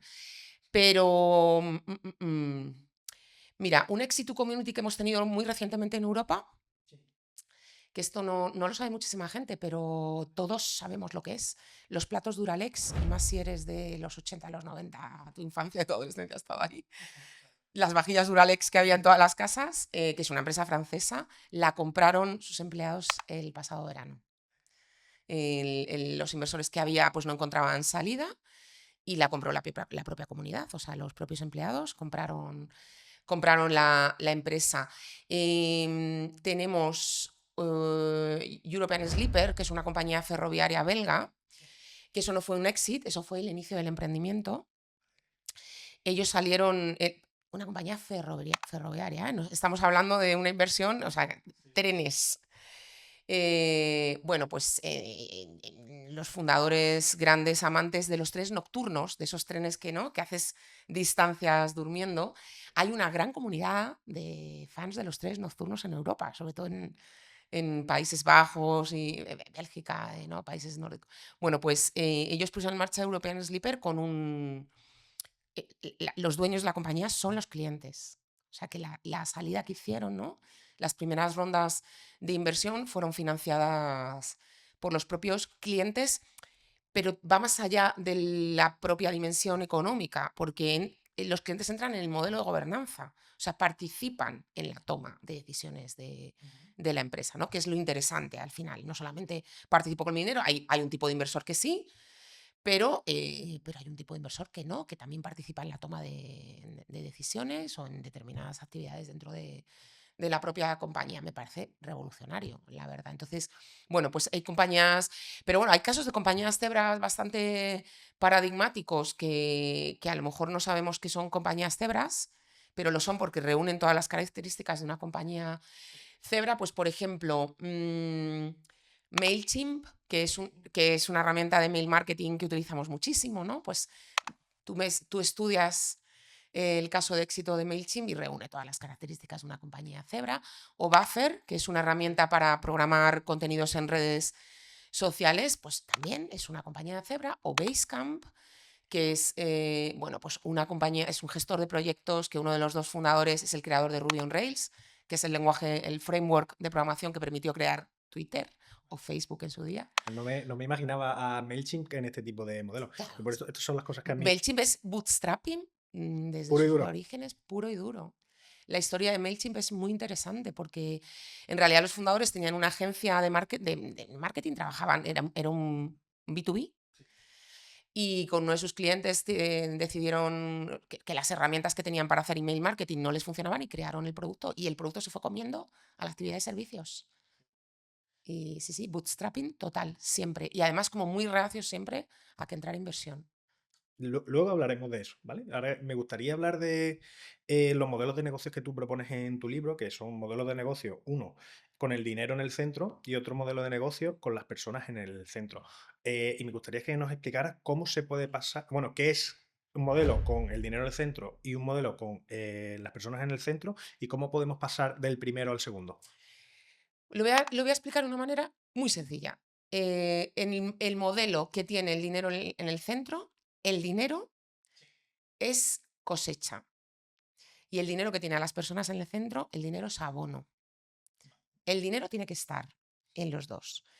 Pero en el modelo en el que tú colocas en el centro tu objetivo y toda la toma de decisiones y cómo construyes equipo, ¿no? Tiene en la centralidad el objetivo económico, el objetivo de acumulación ¿no? de intentar hacer retornos de inversión altos. En el modelo que coloca a las personas en el centro, el bienestar de las personas, el bienestar de tu equipo, de tus clientes, de tus proveedores, de ti como empresario, como empresaria, el dinero es abono, lo necesitas, pero lo que da sentido al proyecto es todo lo demás. Yo no estoy construyendo un proyecto para hacer dinero, yo estoy construyendo un proyecto para X y necesito el dinero. Y la consecuencia, no, claro, sí, la consecuencia es el dinero y puede ser mucho o poco, pero, o el crecimiento puede darse, pero es la consecuencia. Mi objetivo no es crecer, ¿no? Mi objetivo es generar bienestar, solucionar este problema. Y la consecuencia efectivamente es que creo un proyecto sostenible, que creo un proyecto que se sostiene desde el punto de vista económico. Pero mi objetivo no es hacer dinero. Yo no construyo esto para enriquecerme, o ese no es mi única obsesión, ¿no? Vale, para bajarlo a tierra, un ejemplo de empresa con el dinero en el centro, que yo creo que va a ser más sencillo, y otra empresa con las personas en el centro, ¿cuál podría ser? Es que ninguna empresa te va a decir que tiene el dinero en el centro, ¿no? O Vale, sea, bueno, pero claro, se intuye, ¿no? quiero decir que probablemente yo pues, te voy a decir esta empresa y seguramente sea ofensivo, porque quiero decir que en sus narrativas incorporan Ya. otra serie de cosas, ¿no? O Sí, sea, pero porque también estará muy de moda, ¿no? Todo el tema de la narrativa, de la sostenibilidad, de no sé qué, sí, que luego rascas un poco y y detrás no hay no nada. hay nada. Claro. La gran mayoría de empresas que tienen inversión detrás tienen el dinero en el centro de sus Sí, yo procesos. lo veo así. O sea, las empresas que hayan levantado rondas de financiación y sobre todo grandes rondas de financiación tienen, sobre todo en las temporadas muy cercanas a esas rondas, el dinero en el centro de todos los procesos y muchas veces descuidan esa parte, esa parte humana. Y proyectos empresariales con las personas en el centro, cualquiera de las tres empresas que te he dicho antes como ejemplo, ¿no? Y muchas de las que traigo en el libro, porque el libro está lleno de ejemplos. A mí hay una que me fascina, que es un proyecto empresarial bastante peculiar, que es Fingersman, que es bueno, nació como un restaurante en Ann Arbor, ¿no? Es una localidad del norte de Estados Unidos, y ahora es un conglomerado de negocios. Son muchísimas más cosas que restaurantes. Sus dos fundadores nunca tuvieron el dinero como objetivo, o sea, sus aspiraciones eran otras y sobre todo en la centralidad de todo estaba hacer una devolución a su propia comunidad local.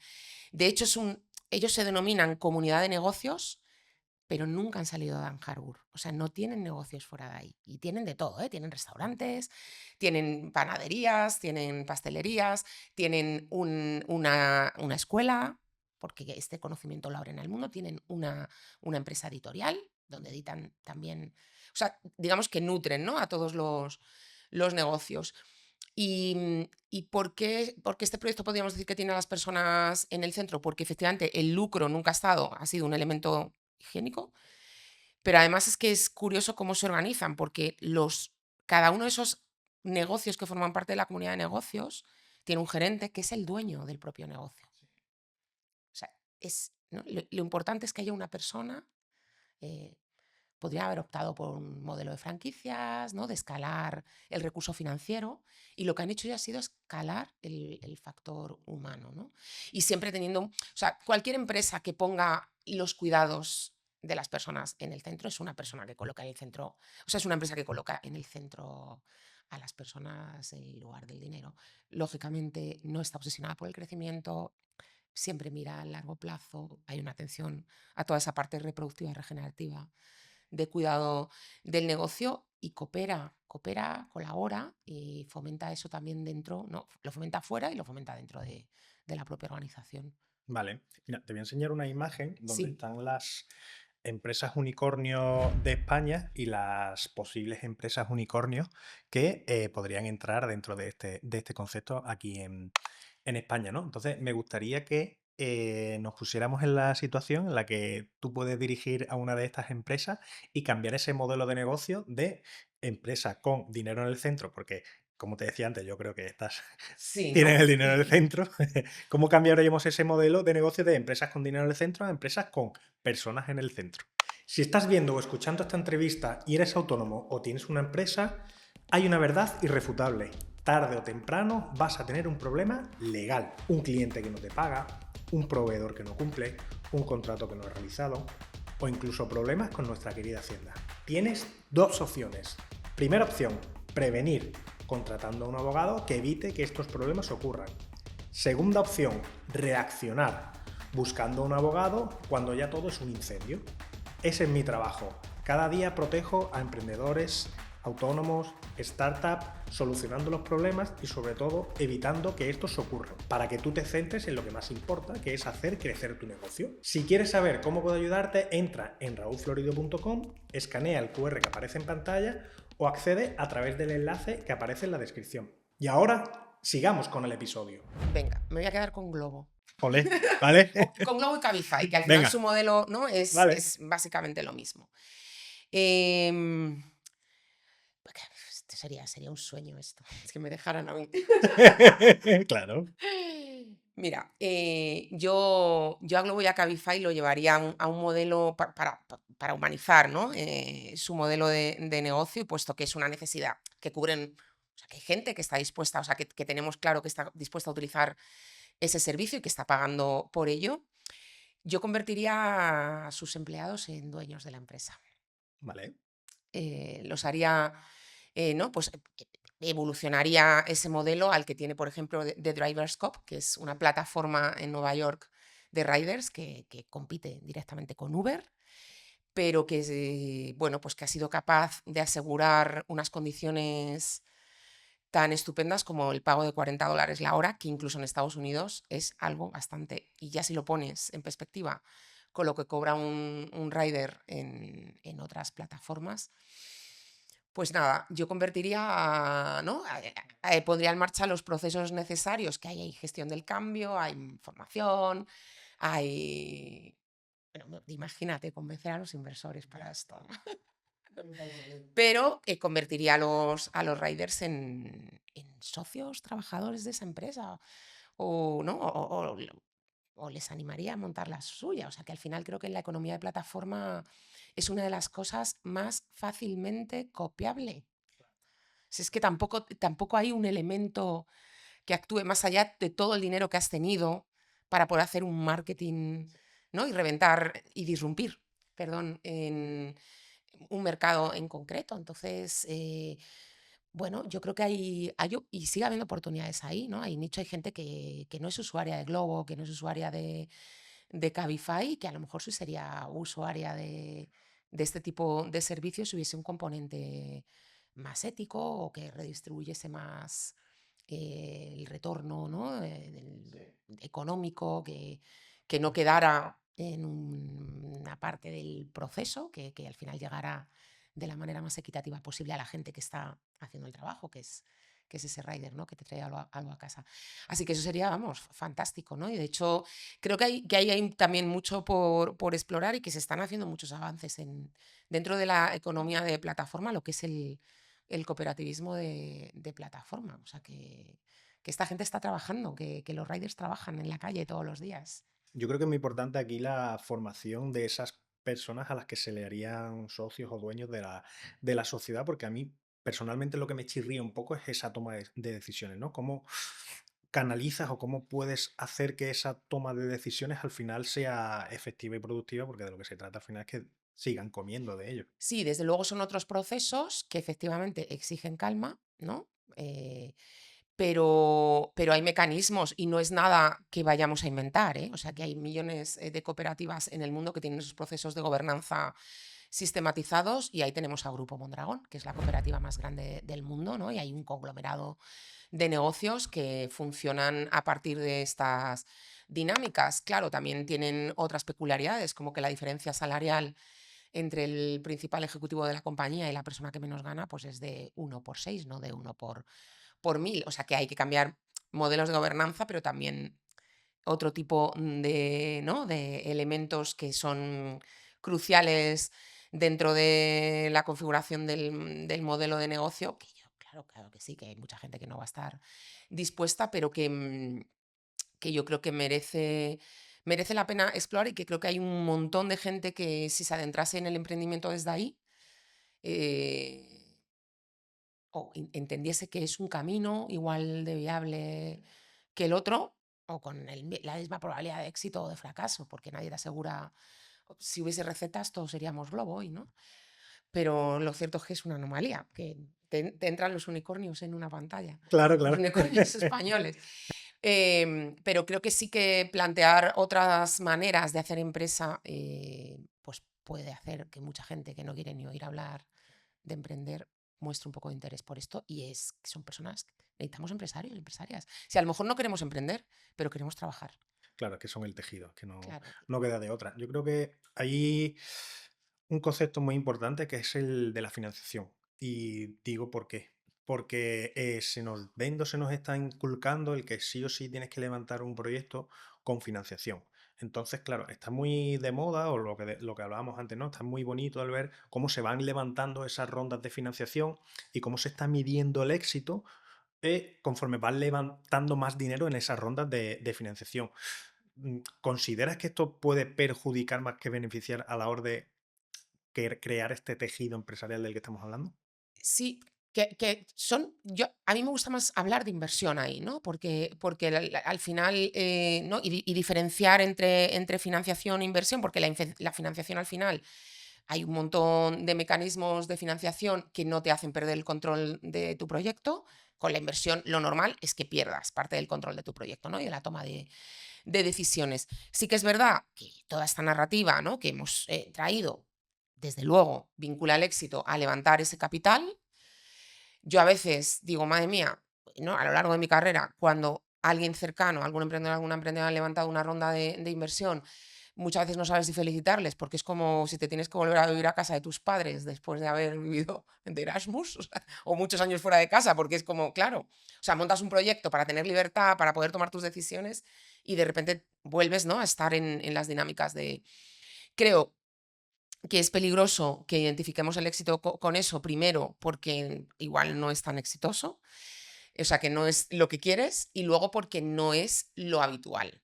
¿No? Lo habitual y como siguen saliendo adelante la mayoría de los proyectos empresariales hoy en día es con algo tan sofisticado, me voy a permitir aquí un poco de sarcasmo, como es vender algo por lo que alguien está dispuesto a pagar, porque le soluciona un problema. Es que tampoco hay que darle muchas vueltas, y no se trata de reinventar nada, ¿no? Y luego, pues claro que sí, hay mecanismos de financiación que te permiten seguir teniendo el control de tu empresa y que además te obligan a una cosa que se nos olvida muchas veces, que es, si yo he pedido un préstamo, ¿no? Eh, y tengo que devolver X dinero cada mes, me tengo que buscar las mañas para hacer ese dinero como mínimo cada mes, ¿no? O sea, que eso te coloca en una tesitura, es un dinero que en el cortísimo plazo ves el precio que tiene. Claro, justo esa es la pega que me suelen poner muchos clientes, que tienen un negocio rentable, pero están estancados en el crecimiento, ¿no? Es decir, como Ujú. que han tocado su techo de cristal y es cuando empiezan es decir, empieza modelo bootstrapping, llegan a esa rentabilidad, pero tocan el techo de cristal y quieren seguir creciendo. Entonces, es ahí cuando a ellos les sale, se les plantea el financiación o inversión. Y la primera pega de la financiación es esa, es que, coño, que tengo que devolver ese dinero.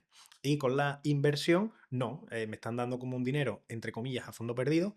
Y si lo devuelvo porque hacemos éxito o lo que sea, bien, aunque hay muchos modelos de inversión como sabemos, Claro. pero es el más común, ¿no? El que se suele pensar de la ronda. Yo no tengo esa presión de tener que devolverlo. Entonces, ¿qué beneficios o cómo le plantearías esta situación por Claro. ejemplo, clientes que yo... Es que yo lo primero que haría es preguntarles que por qué quieren crecer, ¿no? O sea, es que a veces hay que dar ¿y por qué quieres crecer? Claro, si quieres crecer, porque no crecer implica poner en riesgo tu proyecto, pero es que muchas veces queremos crecer y no sabemos muy bien por qué. O sea, yo reivindico un concepto en el libro que es el de suficiencia. Si es que a veces estamos bien, como estamos.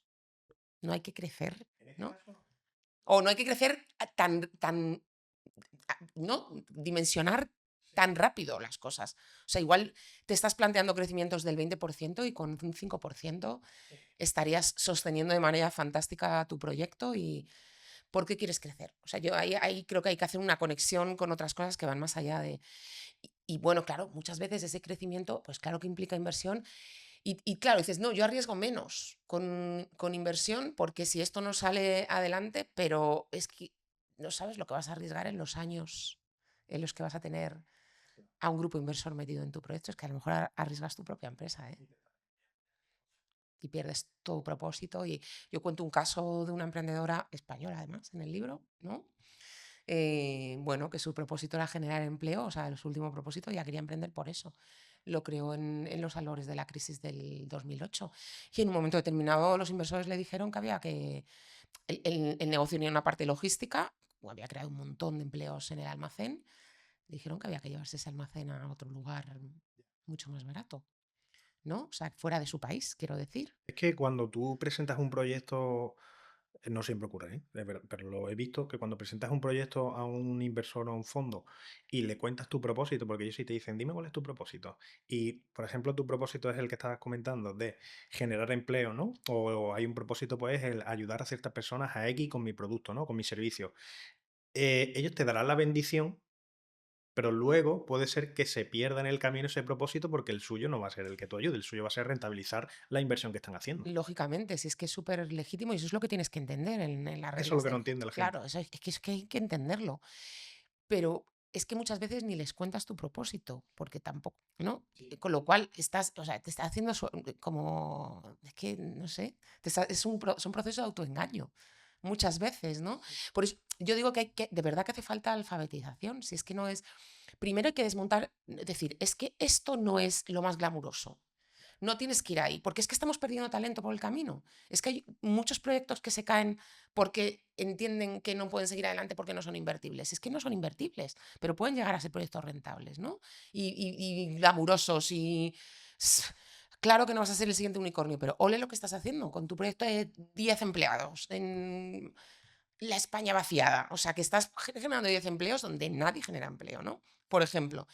O sea, me parece que hay que aplaudir eso, que también hay un trabajo que tenemos que hacer desde muchos lugares, ¿no? Esto es estupendo, esto es estupendo. O sea, no podemos estar colocando siempre como modelo aspiracional, como modelo de éxito, un tipo concreto de proyecto. Porque primero, ese es una anomalía, casi nadie va a poder llegar ahí y porque tampoco necesitamos es que es insostenible, o sea, no puede ser todo el mundo, no puede ser un unicornio, ¿no? O sea, que no... Y además por eso, porque genera profundos, o sea, que son ecosistemas de desigualdad. Pero bueno, dicho esto, yo lo primero que, volviendo a la financiación y a la inversión, lo primero que haría sería eso, ¿no? De preguntar, ¿por qué quieres crecer? Y aún así, si es que, vale, pues valorar los pros y contras, pero casi desde un aspecto psicológico, ¿no? ¿No? O sea, entender muy bien, de nuevo, colocar a la persona en ese proceso, qué implicaciones tiene a nivel humano optar por una herramienta o qué implicaciones tiene a nivel humano optar por la otra. Porque es que solo pensamos en el dinero en la toma de decisiones.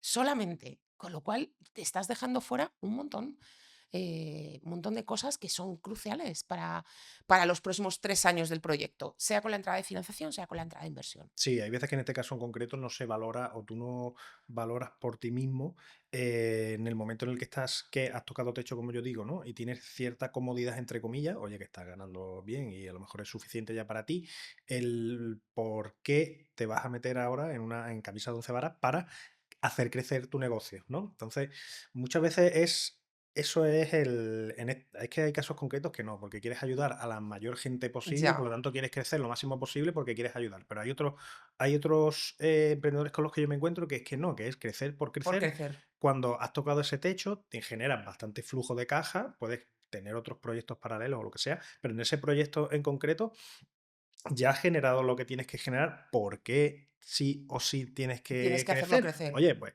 me estanco aquí, sé que este es decir, yo creo que incluso puedes tomar mucho control de la empresa porque, ¿sabes? Tienes el gasto afinado, tienes el ingreso afinado, ¿sabes? El personal laboral que necesitas, es decir, lo tienes todo muy controlado en el que si ahora te entra cierta inversión, ¿cómo canalizas esa inversión para...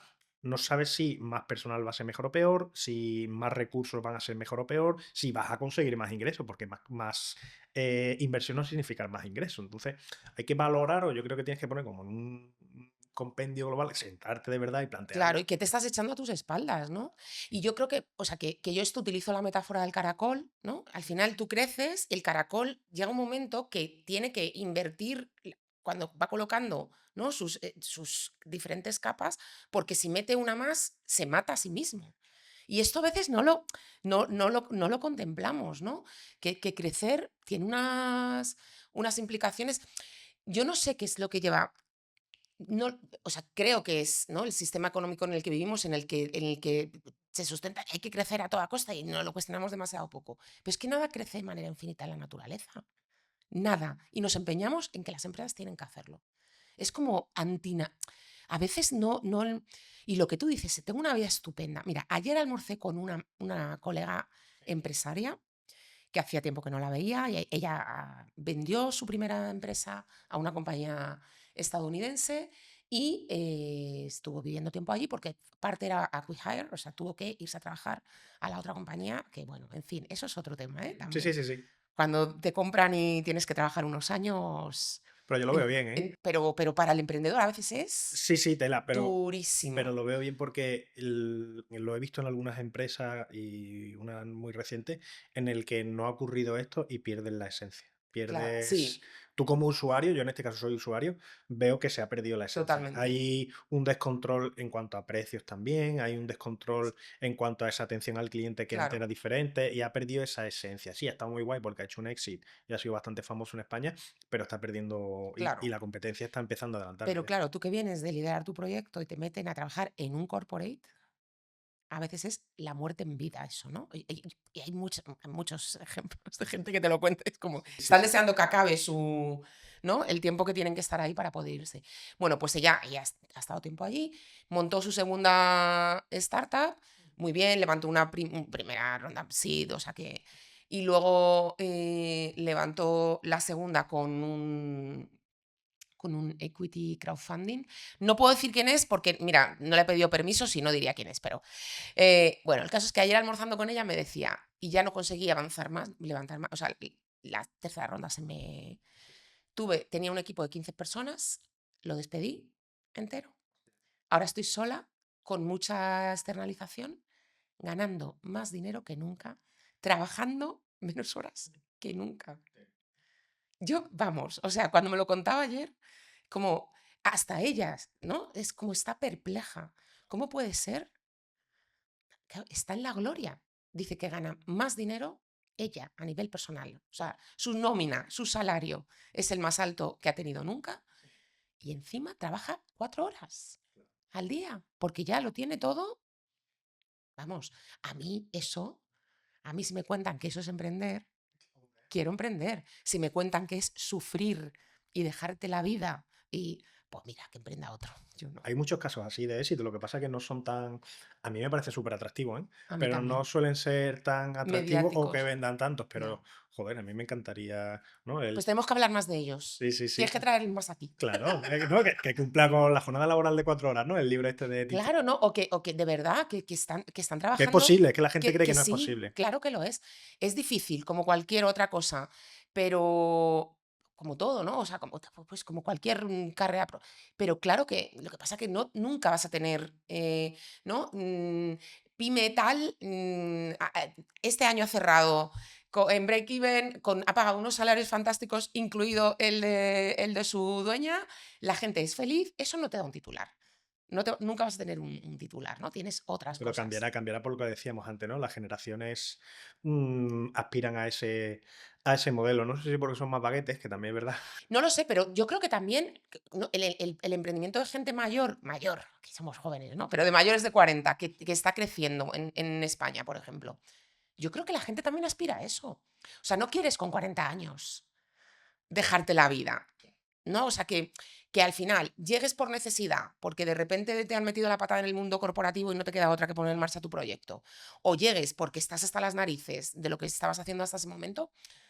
Lo más habitual, yo por lo menos que he trabajado sobre todo con ese perfil de edad a lo largo de mi vida acompañando a emprendedores y con mujeres, es que quieren vivir. O sea, quieren emprender para vivir, no quieren vivir para emprender.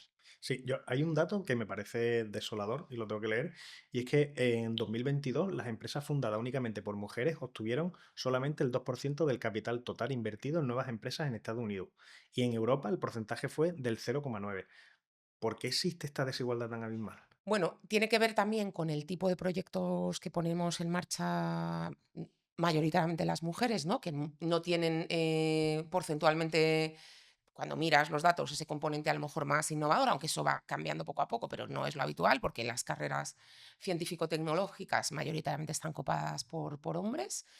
Tiene que ver con un tema de identificación, quiero decir, lo normal es que tú termines siendo inversor o, ¿no? o gestor de un fondo si vienes del emprendimiento y hay más empresarios que se han hecho ricos. Estadísticamente hay más hombres que mujeres, con lo cual lo lógico, y muchas veces sin darte cuenta, son sesgos inconscientes que se te activan y de los que si no te has hecho un trabajo determinado que no te das cuenta, te tiendes a identificar, ves a un futuro empresario, te identificas más con él, ¿no? Que con una mujer. Y luego porque sigue habiendo, esto es así y es un hecho y estamos avanzando un montón, pero sigue habiendo una redistribución no igualitaria de los cuidados. Entonces, los cuidados y las tareas reproductivas de cuidado en la sociedad siguen cayendo en manos de las mujeres mayoritariamente. Cuidado de hijos, cuidado de personas dependientes, cuidado de ancianos.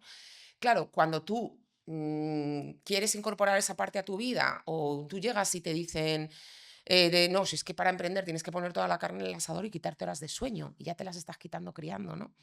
Pues claro, pues muchas mujeres tampoco, lo que hablábamos, este modelo aspiracional de unicornio, pues no es el más atractivo, y esto es así, esto es un dato que yo recuerdo, y sigue siendo así cuando lees papers, ¿no? Pero que contaba Martín Villa, que era el director de Wire hace un montón de años, que yo desde Jazz 2.0, que es una organización que fundé con otras compas para incrementar el número de mujeres emprendiendo en el ámbito de la tecnología, y una temporada que hacíamos eventos en todas sus oficinas Guaira de todo el mundo.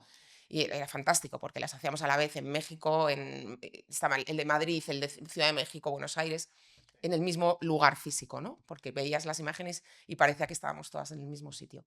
Y yo recuerdo en el lanzamiento de aquel evento que él nos contaba que en Londres estaba Guaira y al lado tenían una incubadora de proyectos sociales. En Guaira había un 20% de mujeres y un 80% de hombres, y en la incubadora de proyectos sociales ese pareto se invertía, ¿no? Y es verdad que lo normal es que las mujeres queramos emprender con un componente, o sea, con un ánimo de mejorar nuestras comunidades locales, o sea, cercanas, con un ánimo de mejorar el mundo. De hecho, lo más habitual es que, por eso es interesante también desde el punto de vista económico que haya empresas de mujeres, porque el retorno, ya no es solo por un tema de justicia social, que por descontado, sino porque el retorno económico normalmente vuelve a la educación de sus hijos, a la comunidad local, o sea, como que genera riqueza muy en la pirámide de la base, ¿no? Por eso es interesante que haya muchas empresas de mujeres. Pero el capital no va hacia ahí, no va hacia ahí por muchas razones, ¿no? O sea, que hay, ojalá hubiera solo una, si hubiera solo una, pues lo atacaríamos de raíz, pero son muchas que tienen que ver con el tipo de proyecto, con el perfil de inversor y con que a lo mejor queremos, ¿no? Otra manera de hacer emprendimiento y tampoco pues queremos o necesitamos grandes volúmenes de capital, no lo sé, ¿no? Pero sí, hay una brecha gigante ahí, y además es que es una brecha que lo más desesperante de esto es que no cambia. O sea, yo que llevo en esto, yo fundé Jazz.0 en 2009, 15 años, es así, Ya, siempre. bueno, yo creo que esta tendencia, y es una opinión personal, se irá revirtiendo como ha ocurrido en otros sectores. Es decir, tradicionalmente, pues lo que hemos dicho, ¿no? El hombre era el que trabajaba, esto no estoy yo diciendo nada del otro mundo, sino la mujer era la que cuidaba a los niños. Y esto yo pienso que se está un poco revirtiendo. Y ocurre, por ejemplo, en está ocurriendo, por ejemplo, en sectores como el mío, en el sector legal, cada vez hay más Vale. mujeres que son líderes de despachos, pero es que está ocurriendo también en la justicia. Creo que ya antes eras un 80-20 jueces y juezas y Y ahora cada vez hay más creo que hay juezas. más 60, ahora es 60 juezas y 40 jueces. ¿Por qué? Porque las mujeres pues están teniendo más acceso a estudios, más acceso a poder opositar, pues, porque antes lo que decíamos, ¿no? Pues se dedicaban a lo que se dedicaban y vamos, Claro. orgullosísimos Sí, que pues estamos, ¿no? Pero pienso también que esto en el sector del emprendimiento también está ocurriendo. Yo lo veo mucho en perfiles de clientes, hay mucho más, no mucho más, perdón, está creciendo mucho el perfil emprendedor femenino que hace 10 años yo no lo veía tanto. Quizás, sí, sí, mira, la semana pasada estuve en Bilbao presentando el libro y también acompañando a la gente del Observatorio de Emprendimiento de allí que presentaban los datos territoriales del GEM, del Global Entrepreneurship Monitor. Por ejemplo, en el País Vasco comprenden más las mujeres, ¿no? Pero es verdad que son, o sea, los proyectos no, y esto es así, es una tendencia, no atraen capital externo, ¿no? O sea, que hay, emprendemos, pero ¿no les parece atractivo? no se canaliza. Entonces, yo creo que tiene que ver, pues eso, con muchas cosas, ¿no? No digo que esté bien o mal. Yo, de hecho, digo, pues mira, si podemos mantener Sí, ya, ya. nuestros proyectos ¿no? Bajo nuestro control y lo que pasa que es verdad que también estuve hace un par de semanas en un encuentro de transferencia de OTRIS, de oficinas de transferencia, las spin-offs de las universidades. Claro, pues ahí ocurre que hay muchísimas estudiantes universitarias, ¿no? Hay mucho spin-off en el ámbito, por ejemplo, biosanitario. Ahí hay de mujeres, quiero decir. Sí, sí, sí. Pues ahí hace falta que lleguen recursos, ¿no? Y a veces hay que quitarse el sesgo y hay que apostar también pero por un tema también de eficiencia, ¿eh? O sea, que más allá de la justicia social, que yo eso lo doy por sentado, es porque luego los datos nos dicen que el retorno es mayor en el caso de empresas lideradas por mujeres, que el retorno el retorno de la inversión, ¿no? Pero también el retorno en la construcción de progreso social. Es que yo creo que ahí es donde está el problema, ¿no? Puede ser que el inversor no vea tanto retorno en ese tipo de proyectos que en otros, pues, tecnológicos ahora, ¿no? Que están tan de moda y tal. Sí, bueno, o que incluso siendo tecnológicos, ¿no? Pues que muchas veces es eso, que se activan sesgos inconscientes o que hay más donde elegir, pues hay más masa crítica de proyectos liderados por chicos, por hombres. Hemos estado hablando antes de productividad, pero ahora hay un tema que está muy de moda, ¿no? Que es la reducción de la jornada laboral, Ujú. ¿no? ¿Consideras que la solución a los problemas de productividad vienen de la mano en reducir la jornada laboral en 4 días? Yo no creo que todos, no creo que sea la única solución, hay que acometer muchas más cosas, ¿no? O sea, que solamente reduciendo, pero creo que es un gran paso. Sí. Yo creo que sí. Es lo que comentábamos antes de la ley de Parkinson, ¿no? O sea, si tú al final. Yo creo que ya hay gente que trabaja 4 días a la semana. Lo que pasa que no lo dicen. ¿No? No se dice. O estamos con la hora nalga. O sea, están ahí, pero no están trabajando. Bueno, si las vas sumando, al final que te quitas ese día, ¿no? Entonces, o sea, yo creo que. Bueno, para empezar, no soy una gran experta, ¿no? En el tema de la semana laboral de 4 días vinculada a eso, a indicadores de productividad y demás. Sí que creo que reducir el tiempo de trabajo nos hace darle una vuelta ¿no? y a limar esas ineficiencias, sin lugar a dudas, que también puede abrir la posibilidad de generar más puestos de trabajo, porque a veces necesitas cubrir esas horas, con lo cual vas a tener que contratar a más personas que se hagan cargo, ¿no? del tiempo que liberas para esa parte de la plantilla. Y sí que creo que todo lo que sea trabajar menos abre espacios para la regeneración y para la innovación. Y me parece que sí que es a lo que deberíamos aspirar siempre, a trabajar menos, no a trabajar más. Porque es lo que nos abre espacios para el consumo. O sea, que también es generación de riqueza. Tienes más tiempo libre. Tú en ese tiempo libre vas a hacer otras cosas, ¿no? Si tienes un día más a la semana, igual vas a viajar más o vas, en vez de ir 2 días al gimnasio, 3, con lo cual a los gimnasios les va a venir muy bien porque vas a pagar. Quiero decir, hay muchos negocios y muchos que están por crearse que se beneficiarían mucho de que la gente trabajara menos. Siempre lo vemos desde la perspectiva de soy empresario y cómo me repercute esto a. Claro, es que ahí es donde Vale, vamos pero ahora yo. piensa, como empresario o empresaria, desde el lado del consumo, ¿cómo te beneficia? Ya, pero aquí yo tengo mis reticencias y creo que generalizar no es bueno. Entonces, No, hay determinados sectores que les vendrá bien y hay otros sectores que les va a hacer muy difícil el poder adaptar esa jornada de 4 días, ¿no? ¿Por qué? Porque vas a tener que contratar a otra persona para suplir el otro día, pues porque sí o sí tienes que tener una atención al cliente perpetua o hay que cambiar un modelo de negocio que no te lo permite. Entonces, dependiendo de cada sector, evidentemente en algunos sí, pero generalizar de este modo creo o considero que va a ser un problema. sí, bueno, también es que al final también pensamos en la jornada de 4 días como no, es que esto se va a quedar de lunes a jueves, ¿no? Y, o sea, que igual tenemos que plantear ir un poco más allá, ¿no? O sea, que ser imaginativos en eso. Pero bueno, cuando, no sé, en la Comunidad de Madrid, que tenemos que el comercio abre todos los días de la... ¿Cómo es aquí? También es todos los días de la semana en Andalucía, ¿no?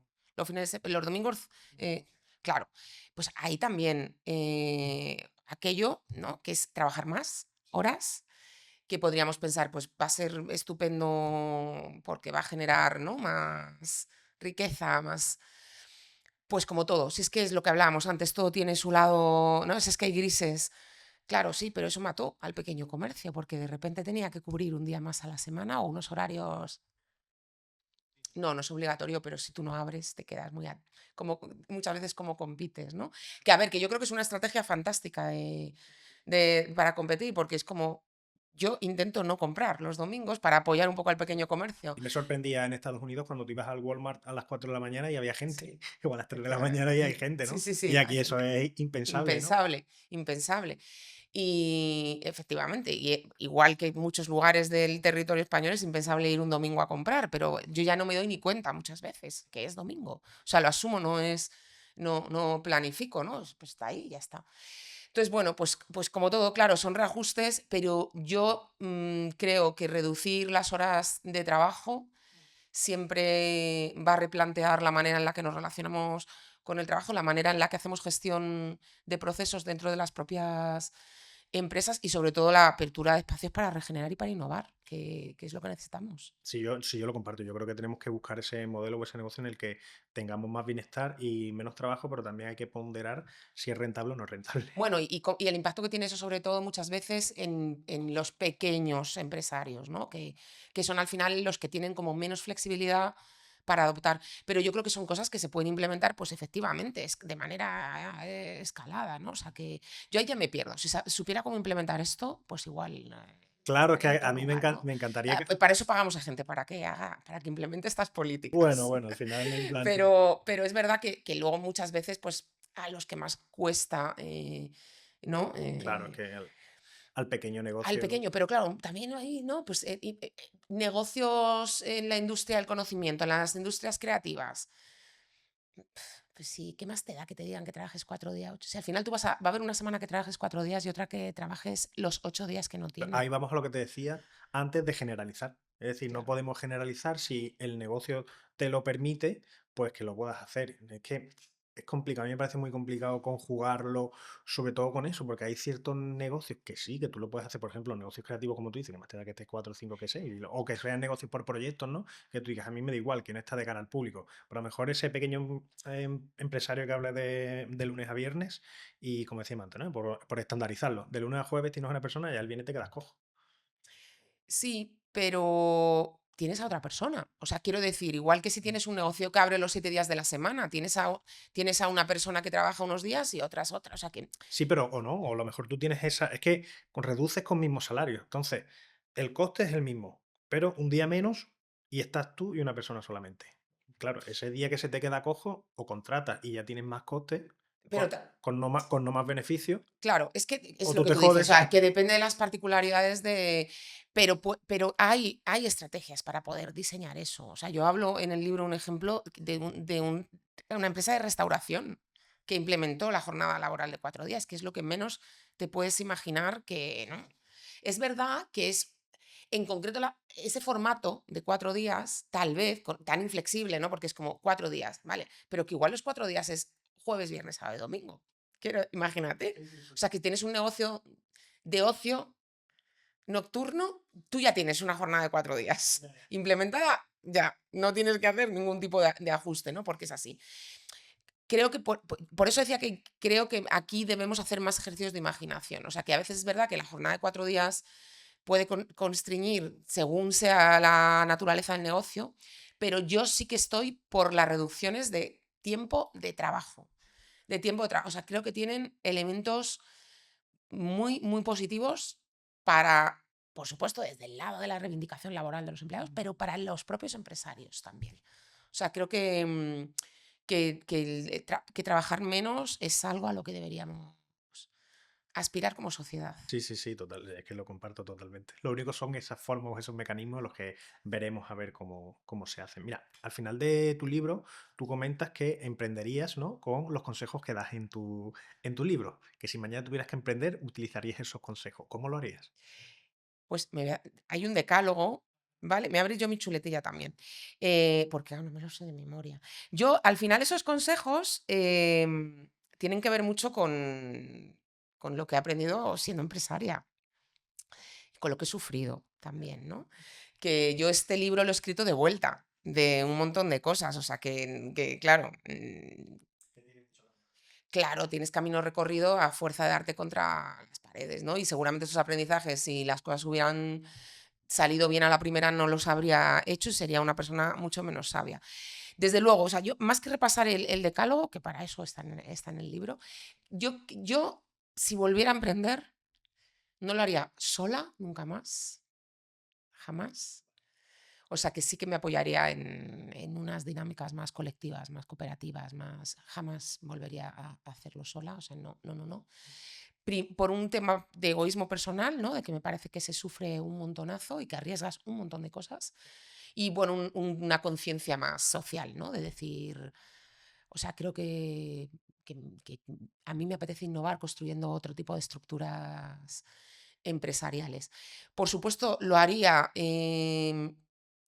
Empezando con un proyecto paralelo, sin arriesgar demasiado, algo, ¿no? A ver qué hay aquí y a ver esto cómo va despegando, pero sin arriesgar mi principal fuente de ingresos nunca, que es lo que hice en el pasado, estando mucho más desprotegida de lo que estoy ahora, siendo mucho más joven. O sea, yo lo que hice fue una inconsciencia absoluta que, bueno, pues ¿qué haces cuando tienes 24 años? Que me salió bien, pero que podía haberme llevado a, vamos, A mí ese consejo es el que más me gusta, ¿eh? El del tema del riesgo, porque veo mucho sobreendeudamiento sí, en una ¿verdad? idea, por ejemplo. Ya. Y no hay nada No construido. hay nada, tienes tú la idea y ya has pedido tu crédito personal de 50.000 o 100.000 o lo que sea y Ya. ni has testeado ni has sacado tu mínimo viable, no tienes nada, solo tienes el dinero que alguien te ha prestado y Ya, que vas a tener que devolver. y que vas a tener que devolver. Y que es difícil a veces salir de ahí, ¿eh? Porque dices, sí, o sea, ¿no? Luego en empresa 50, en economía empresarial 50.000 euros no es nada, pero en una economía personal de alguien que está empezando y, o sea, luego recuperarte eso que te puedes recuperar trabajando, pero claro, a costa de, ¿no? Sí, yo lo haría así, con un proyecto paralelo, con gente y sobre todo, y como yo ya tengo lo que digo, yo ya no hablo de seniority, ¿no? Del seniority, que es la experiencia cuando eres senior. Yo tengo seniority de señora ya, como soy una señora, yo tengo seniority. Y lo haría teniendo muy claro, o sea, ¿no? Cuál es mi modelo de éxito y para qué estoy haciendo esto. O sea, y que creo que lo tengo ya muy desarrollado con esta edad. Pero si estuviera empezando de, mira, o sea, tú estás igual de legitimada para decidir qué es lo que te sirve que Elon Musk, que es el hombre más rico del mundo y un empresario de súper éxito.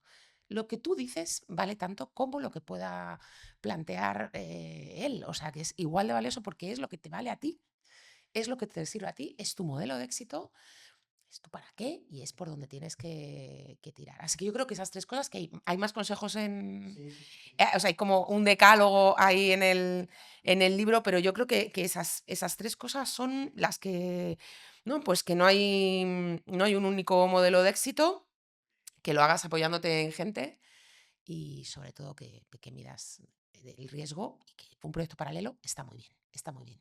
Yo hay algo con lo que me quedo de esta entrevista y reconozco que no sé si lo hemos dicho en la entrevista o hemos hablado antes, y era el que todo el mundo tiene que emprender sí o sí. Es decir, sea con un proyecto paralelo, sea como sea, pero emprende. Es decir, que es para mí es algo con lo que yo me quedo y me gustaría que la gente también se quedara con ello. Sí, yo animo a todo el mundo a darse esa oportunidad, ¿no? Volviendo siempre al control del riesgo. Y hay que quiero ser ahí como muy clara en eso, porque si no les lanzamos a unas piscinas. Sí. Pero la actividad emprendedora es una actividad que te permite explorar tus capacidades creativas, el trabajo con otros, o sea, darte la oportunidad de que una cosa que te ha pasado por la cabeza, convertirla en algo, por lo que eventualmente alguien puede estar dispuesto a pagar, de verdad, es tremendo. Y luego, porque emprender te da algo que creo que en los tiempos inciertos que habitamos, que no sabemos, y sobre todo esto, la gente joven, ¿no? Que está muy informada y mira hacia el futuro y se agobia un poco porque dice, ¿pero qué me estáis dejando aquí? Te da agencia, agencia. Cuando tú te crees que no puedes hacer nada porque estás sobrepasado por todo lo que te rodea, la cantidad de información que hay, los problemas que hay, y te pones delante de un proyecto, aunque sea pequeño, o intentas hacer algo y empiezas a poner y a engranar unas habilidades que tienen que ver con gestionar, con dar un pasito, mandar un email que alguien te responda o tener reuniones, ¿no? Todo eso te da una sensación de agencia, de que puedes hacer cosas, que el resultado inmediato es tener esperanza. Yo no soy optimista, no sé si el futuro va a ir bien o no, pero sé que mientras tanto puedo hacer cosas. Y todo eso lo sé y me lo creo de verdad y forma parte ya de mi naturaleza como ser humano porque he sido emprendedora, porque he emprendido proyectos. Entonces yo animo a todo el mundo a darse esa oportunidad, sin arriesgar demasiado, sin poner en riesgo nada que no puedan arriesgar. Pero como ejercicio de autoexploración y de conexión con otras personas, como ejercicio creativo, porque igual, ¿no? Al final del camino te encuentras que puede ser tu fuente de sostenibilidad económica y, en fin, eso es bastante apasionante cuando Es un sucede. aprendizaje continuo, la verdad. Sí. Y sobre todo que es muy gratificante el que tú sepas capaz de resolver un problema. Entonces, Sí. cuando resuelves un problema a una persona, Uy, y 20, ¿no? En un mismo día. claro, hoy 20, hoy 100, o todos los que puedas y más, ¿no? Entonces, es súper gratificante, la Sí, verdad. sí que lo Entonces, es. ya como colofón, me gustaría que de cualquier oyente o persona que nos esté viendo o escuchando, que se quede con una reflexión final tuya que quieras recalcarnos. Pues yo voy a insistir en esto. O sea, mi reflexión final es construye tu propio modelo de éxito. Que nadie te diga que tiene que ser exitoso a la hora de montar una empresa. O sea, ten muy claro eso, conéctalo con tus deseos, con lo que quieres en la vida y cualquier camino es válido. O sea, hay que resignificar el concepto de éxito, que parece que solo hay uno y éxitos hay muchos. Así que apostar por nuestro propio modelo de éxito emprendedor. Vale, pues te doy las gracias No, a ti, por haber muchísimas venido gracias. aquí Un placer. y esperemos que la gente descubra lo bonito que es el emprendimiento y que hay Y diversas formas de éxito. eso es, eso es. Muchas gracias. Gracias, gracias, Raúl.